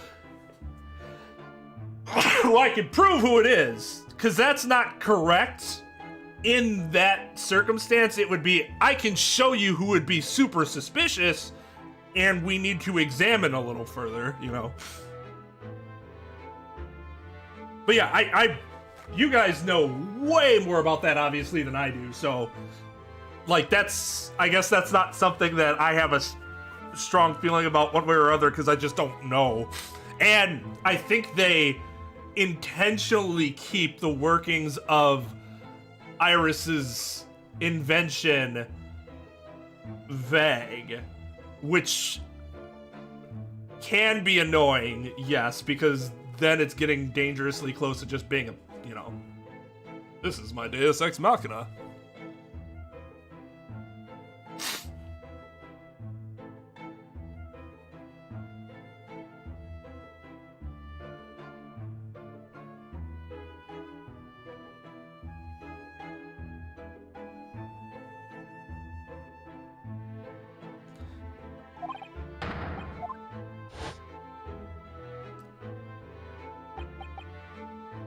Being a music box, Dix, it has countless small but sharp metal protrusions over its surface. Those protrusions cause Mr. Benedict's fingers to bleed, and the resulting smear of blood is still visible on the disc now. Goodness, a bloodstain, is it? My assistant and I have just analyzed the bloodstain here in this very courtroom. Using my trusty fogger gun! Gotta get a new name. Yes, and we added the results to this portfolio. I say, it's green. It's exactly the same color as the blood around the calendar. The evidence is conclusive. The man calling himself Mr. Egbert Benedict, who was in Windy Banks earlier in the day, is the accomplice who was present at the scene of the crime that same night. So there was someone else there. Look at the two brothers now, they're sweaty buckets! Oi, what are you talking about? It's boiling in here. My lord, it is the opinion of the defense that Mr. Egbert Benedict should be summoned to the courtroom to testify. It would certainly seem that we can ill afford to ignore this gentleman's apparent presence. Objection! This has gone on long enough now. This flagrant ignorance of the this flagrant ignorance of the mechanics of law. Herlock Sholmes, you say? Yes, I've heard the name. You had to have heard the name to be able to quote the man exactly. Well, she quoted her, but the protagonist in a series of short stories for the vulgar classes, a god of detection or some such. Uh-oh. Uh-oh. Uh-oh. Iris about ready to fucking stone cold stun his bitch ass. And now you employ chemical substances devised by this fantastical persona in the highest court in the land? Do you expect us to take you seriously? The samples made by this plaything are not fit to be called evidence. So, this is the argument I'd be making. A little more eloquently than he would be. He's not wrong to be saying this. Although... you expect us to believe it? Apparently everybody else already does believe it. You're the only holdout here.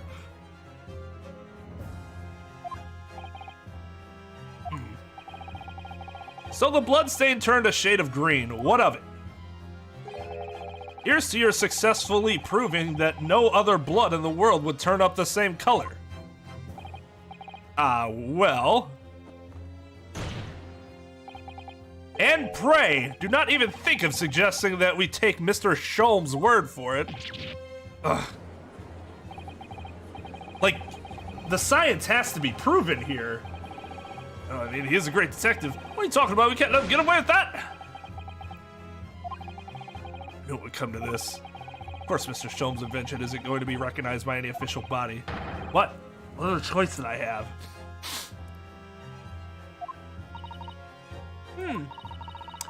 I'm just remembering what Father Christmas over there said before. About how he was how he was temporarily suspending the summation examination. Ah, in other words, examination isn't over yet, is it? Good grief. What did you just say, young girl? And in a summation examination, the decision as to whether or not the trial continues is in the hands of the 6 jurors, isn't it? Van Zeeks is like, God damn it! Next he's gonna say something about women. So the way I see it, doesn't matter what certain other people think of Hurley's invention. Certain other pieces of shit in this courtroom. At least, not for now. Yes, she's right. Young lady, you have quite the devious mind. Devious? That's exactly correct! It really just comes down to one thing. Whether these ladies and gentlemen of the jury are convinced by what you say, Runo. Is that about right, would you say? Or did I misunderstand something? Unbelievable. Mr. Shelm's partner is a force to be reckoned with. Iris Wilson, sharpshooter.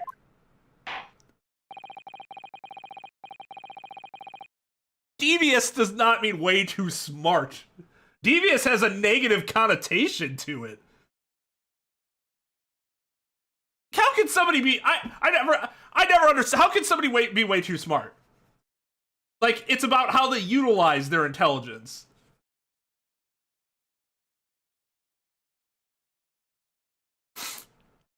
You're too smart for your own good. Yeah, well, I guess it just depends on how it's actually being utilized, right?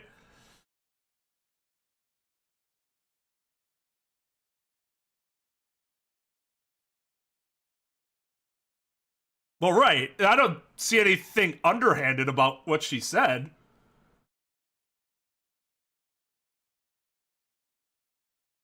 Like, at all. It's following exactly what he said. And by the rules of summation examination, Van Zeeks' opinion doesn't matter. And it's not like this even happened a long time ago.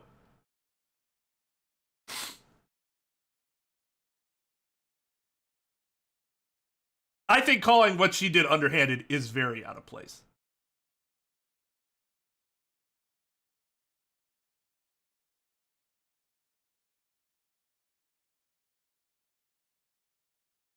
She is under my hand, yes.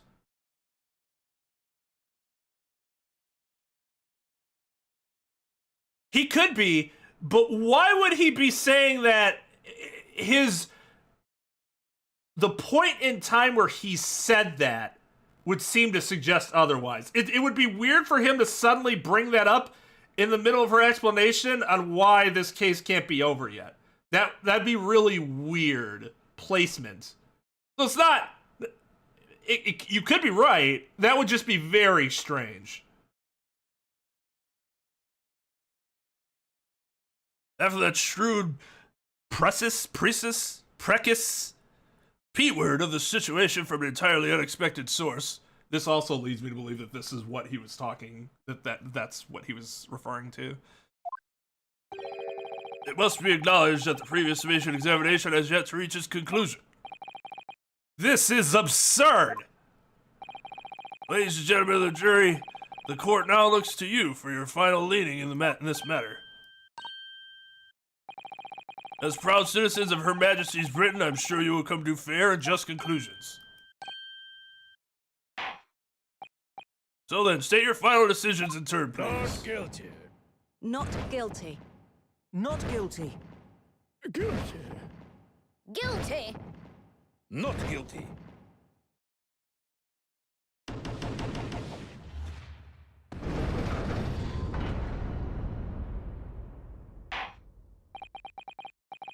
Two call guilty and 4 call not guilty.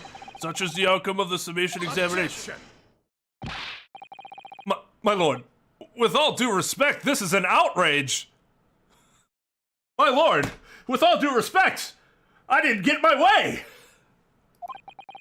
The prosecution refuses to accept this decision. It's not up to you.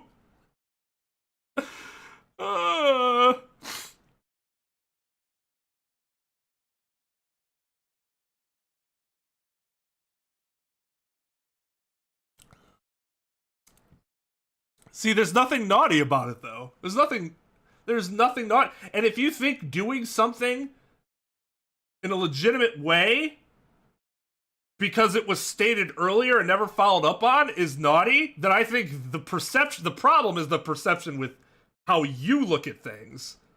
There's nothing naughty about what she did. I would say what she did is the fairest thing. You can't just let the summation examination that never finished never be finished. There's nothing naughty about that at all. That's exactly what should happen.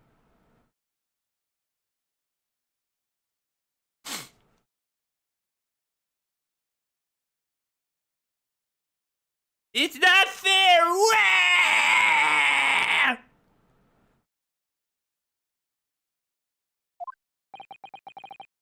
On what grounds? That I didn't get my way! If these jurors are persuaded by some half-baked concoction devised by a pretender to real police work, then they are too ignorant to be trusted with the judgment of anyone's guilt!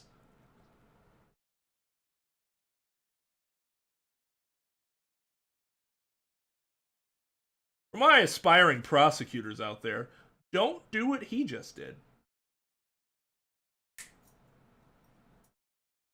That is not the way to go about things. Mm-mm. Mm-mm.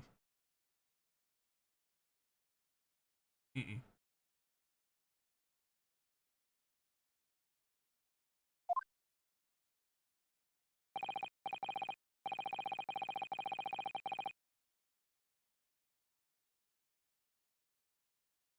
I have never said villain does anything wrong.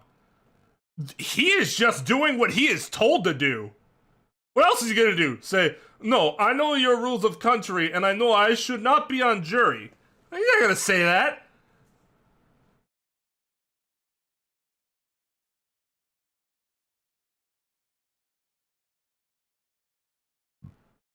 Implicitly granted him citizenship. If I were him, I'd use that argument later. After Russia tries to get him extradited. No, you cannot. I am citizen of the great empire of England, of Britain, Great Britain. Source. I'm sorry, Lord Van Zeeks, but the outcome of the submission examination cannot be ignored. The trial will continue.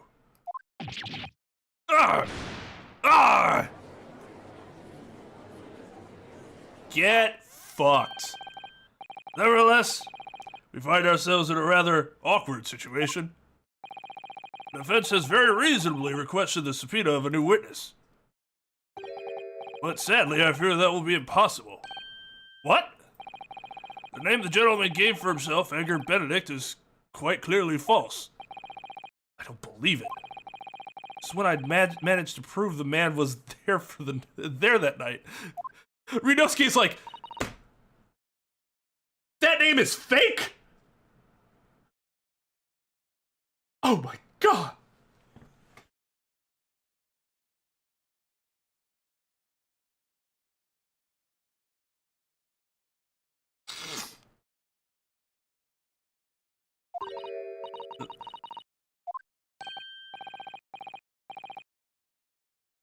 Who is that, please? Who spoke? It was me, my lord. Juror number 5. What have you to say, madam? Impossible! Inspector! Me? Ma'am? I wonder if you might show the photographic print to me again? The one in which the gentleman is shown? All right, yes. This one, you mean?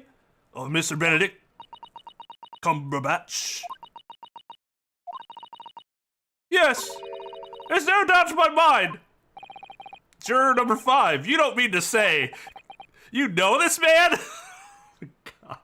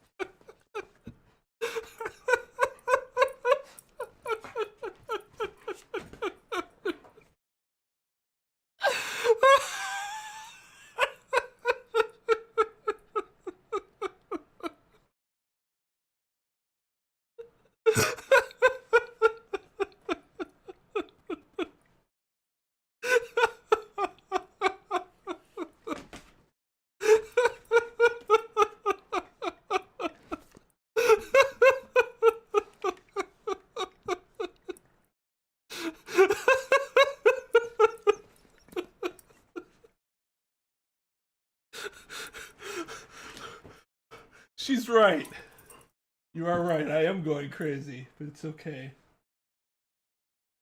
I think a little booze won't fix. I appreciate your concern.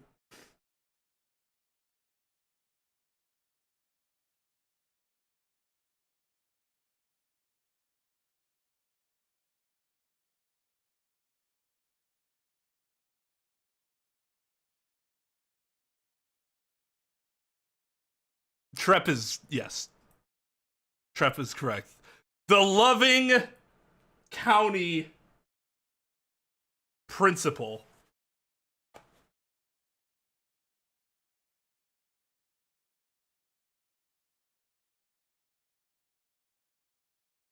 That's how we're gonna refer to it as now. The loving county principal. You know this man? Yes, I know him. Whoa. Hey, no.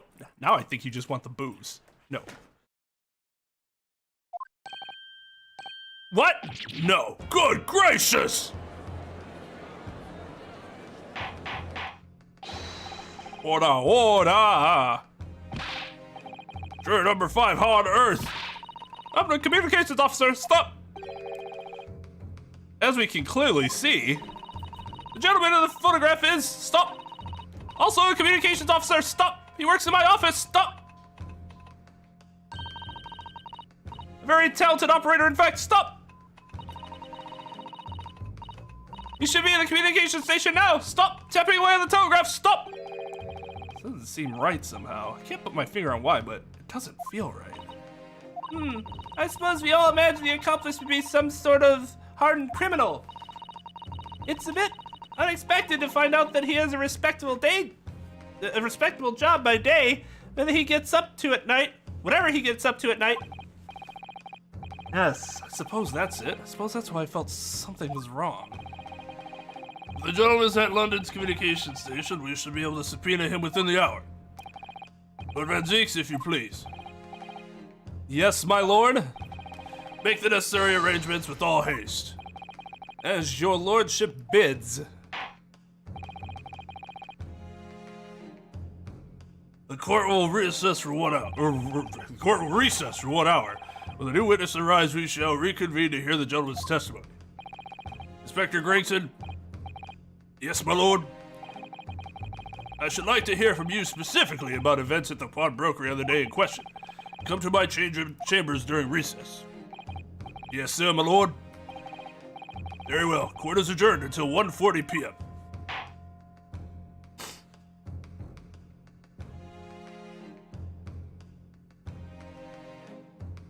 Oh my god. Oh.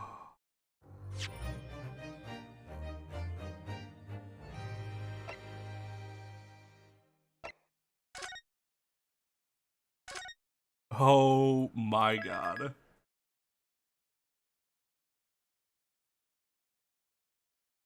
Maybe I'm the silly one, but when I saw that voice, I didn't voice it because I'm like, I'm not sure who it is.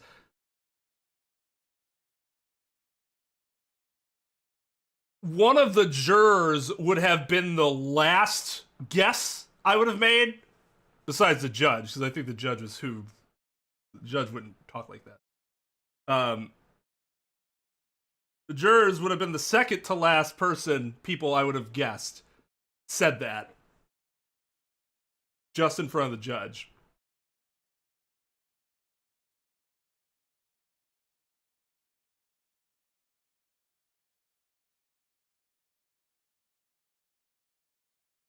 I don't know who's going crazier right now, me or Van Zeeks.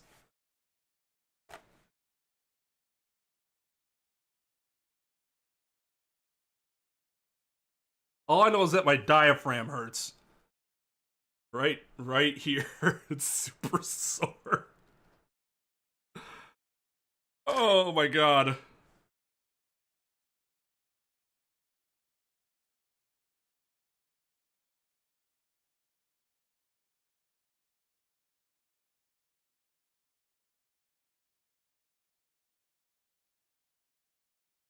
All right. We'll call it a day there. Just hit 4 hours.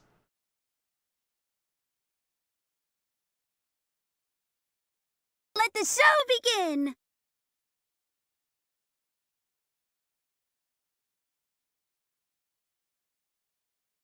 No, sorry, Barbara. It's actually the exact opposite. Show will be coming to an end.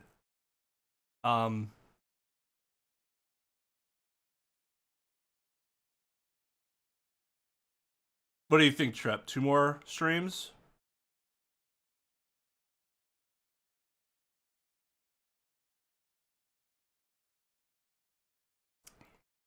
He does only bring out the boot when it's like time.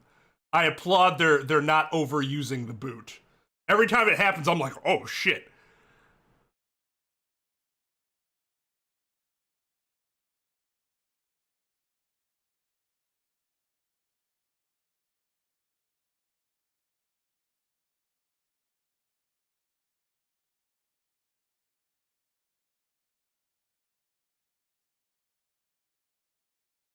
Okay, so what we'll do is we'll just plan on Monday being the last stream. And if, like, for whatever reason it stalls, we'll just plan on going an extra hour if we need to. That shouldn't be a problem. The Monday will be the finale. Mark your calendars. And then,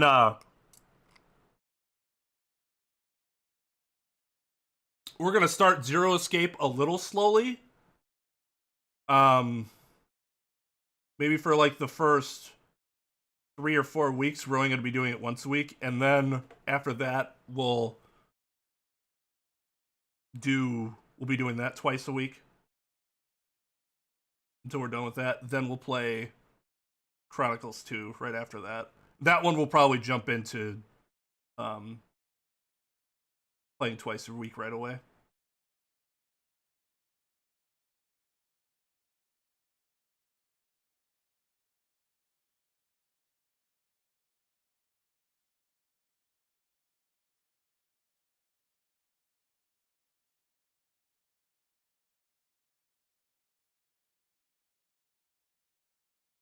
Let the show begin!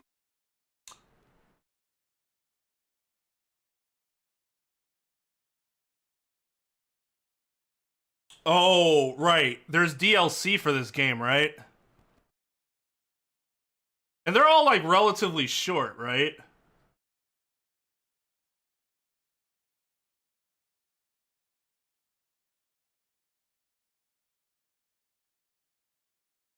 After Earthbound, I really want to start playing through the Final Fantasy Pixel remasters. Although there are a couple other games that have been gnawing at me. Like Hollow Knight. We'll get to Earthbound Beginnings eventually, but I don't think I want to follow Earthbound up with Earthbound Beginnings right away.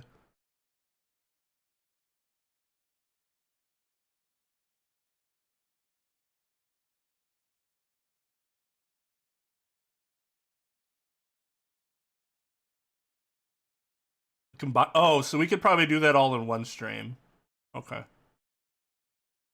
So then, no, count on Zero Escape most likely happening on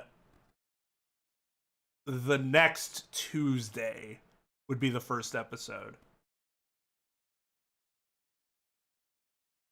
Or 999. The next Tuesday. Because if that's the case, then what we'll do is we'll plan on, there's going to be 2 Great Ace Attorney streams. Because I don't think we're going to get the game, I don't think we're going to finish the game plus get the DLC done in one stream. So it'll probably be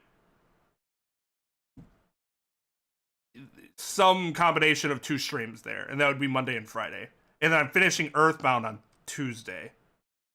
Should be able to finish Earthbound on Tuesday.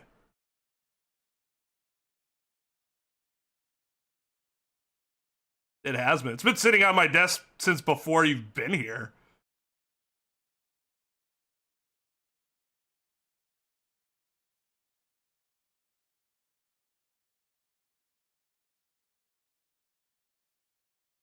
Oh, you got a Series X? Nice.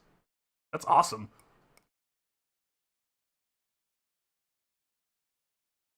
Here they are, quite good, quite good.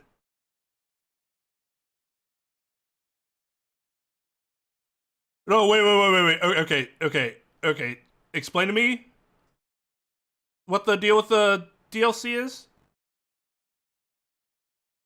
Some of it's stuff that takes place after 2.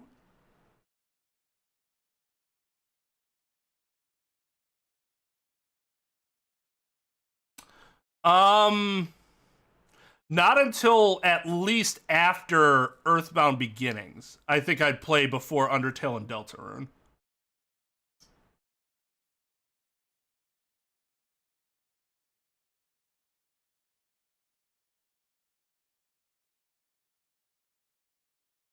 I think I want to knock that out before I get into Undertale and Deltarune.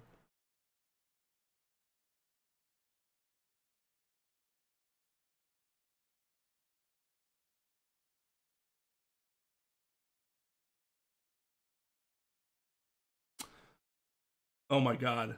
Well, if I haven't seen a comment that has told me that it's been way too long since I've sped ran anything, it's CJ's comment right there. IDK if you're into platformers, though. God, has it really been that long?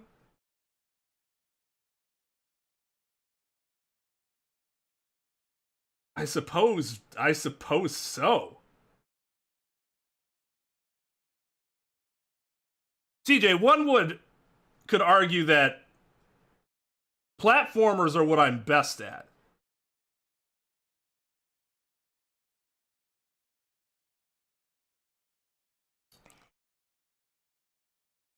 But not just Mega Man. I've like seen some of it. So I know like some of the games. So it won't be like a completely blind playthrough, but it'll be like semi-blind. Yeah, but I've heard nothing but good things about it. The thing that I've been worried about... Let the show begin! And honestly, it's not just Hollow Knight. Hollow Knight and Undertale, I both have concerns with playing those games. Because I hear the fan base, the fandoms... So like, not like you all that are here, because you all know the deal, and I trust you all. But like new people that come in, I hear they absolutely love to be super irritating in chat. And that's honestly been a big reason why I've been hesitant to play those games before. But the bigger base of regulars that I have, the less that I'm worried about that, because the randos won't be the ones who are dominating stream chat, you know?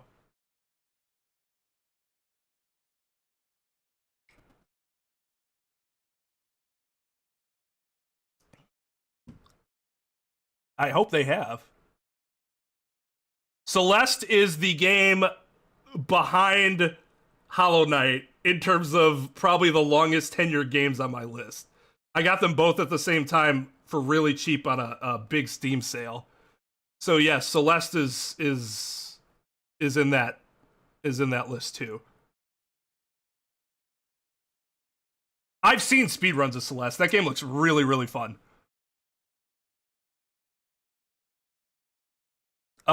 No, I don't remember Trep off the top of my head. Remind me.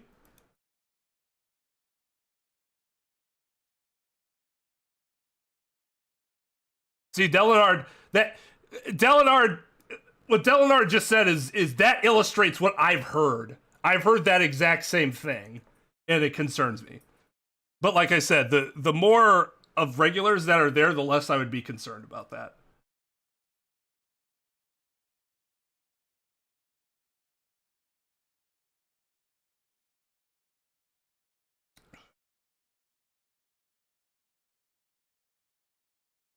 Oh, right. To limit viewership. But you know the issue with that, right? Like, it's not just that I want to play the games because I hear they're really good, but there's a balancing act that occurs because there's a lot of very obscure games that I've heard are really good that I could be playing. But are those going to attract growth? Like Hollow Knight or Celeste or Undertale? No. So, like, if you put them on the same level, with me trying to grow a channel, it's worth that risk, I think.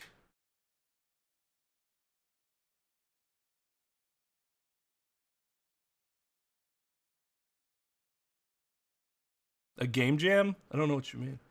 5,000 hours is a lot of Celeste.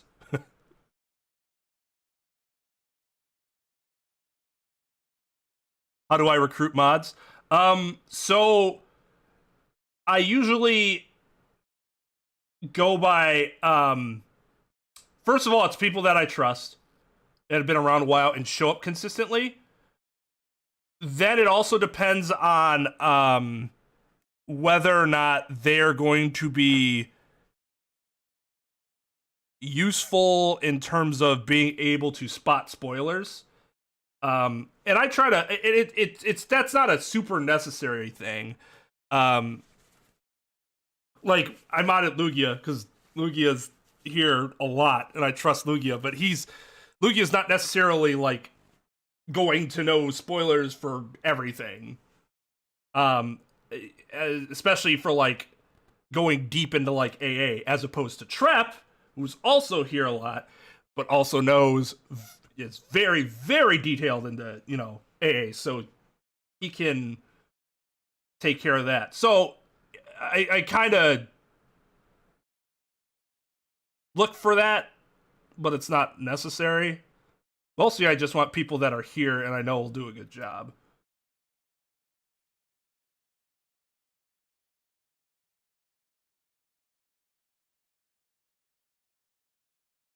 Yeah, no, we were Trep and I talked to Trep and I talked at our staff talk about that 2 weeks ago. I'm like, I just completely forgot to mod somebody new.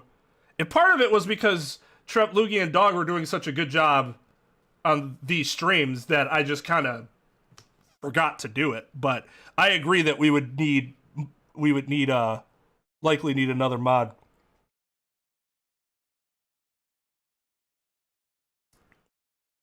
But yeah, there were 3 people on my list. 2 of them have not been around as much as I assumed they would be. So I'm not sure I'm considering them anymore at the moment.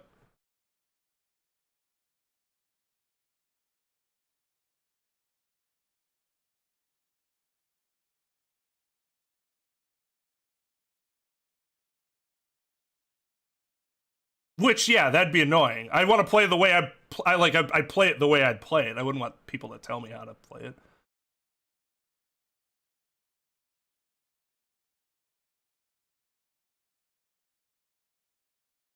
Well, right, and you wouldn't have to mod everything, like, in terms of that sort of thing, because it's just... First of all, we're almost done with Earthbound. Second of all, I've explicitly said for Earthbound Beginnings, I have no problem with people backseating, because that game is basically going to be, let's play this together. Because I hear that game's brutal, and I want to go through it, but I don't want to spend a ton of fucking time on it, to be completely honest. That's something where I'm like, yeah, I'll just enjoy it with chat, whatever.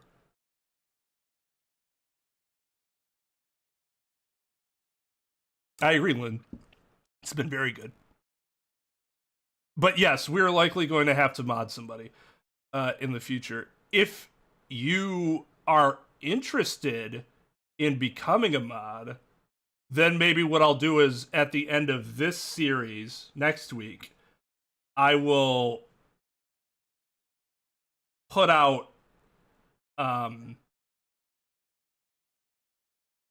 a posting or something with like requirements, like you gotta be able to come to stream X amount of time per week, you know, whatever. Knowledge of these games preferred. Because I also worry that I'm gonna approach somebody that like has no interest in being a mod. Or like they'll do it, but it'll ruin their enjoyment because they do it as like a favor, but that's not really what they want to do. So it would be nice to know people that like actively want to become a mod. I just don't want my inbox flooded with people like, Q mod me, Q mod me, Q mod me, Q mod me. Especially since there are probably the pool that I would choose from is not super large.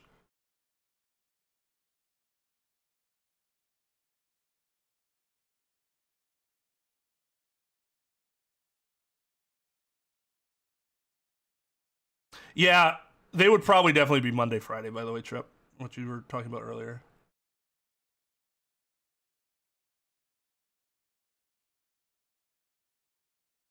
But yeah, so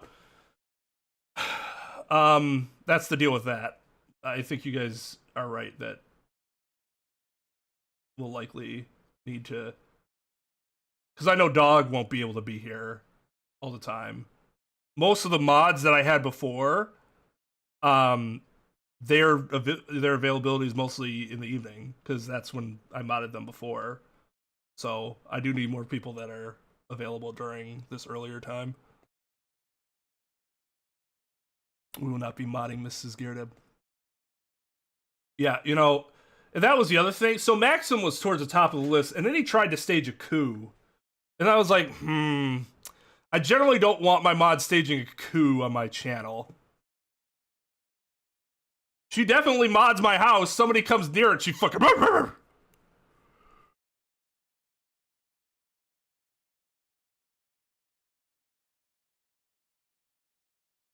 Well, that's the thing. Next week, I'll mention something. I'll post it on Discord. I'll post it, make a community post or something like that. And for those that are actually, you know, actively interested in wanting to do it, you can let me know. And then I'll probably choose like 2 new mods.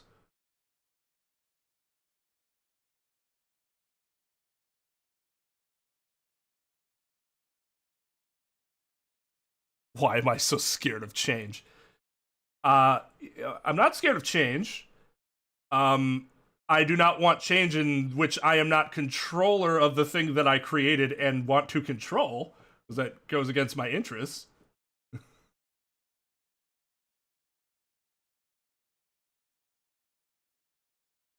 Yeah.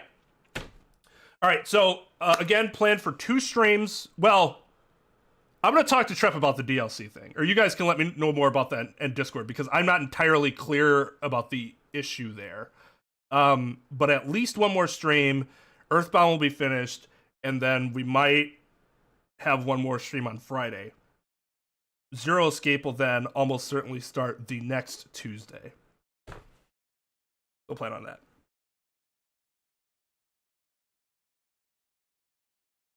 No, yeah, and I totally understand that. Not everybody wants to be a mod. Some people just want to be able to chill and, you know, be goofy. And once they're mod, they feel like they can't be themselves anymore. Some people are like that, you know. I get it.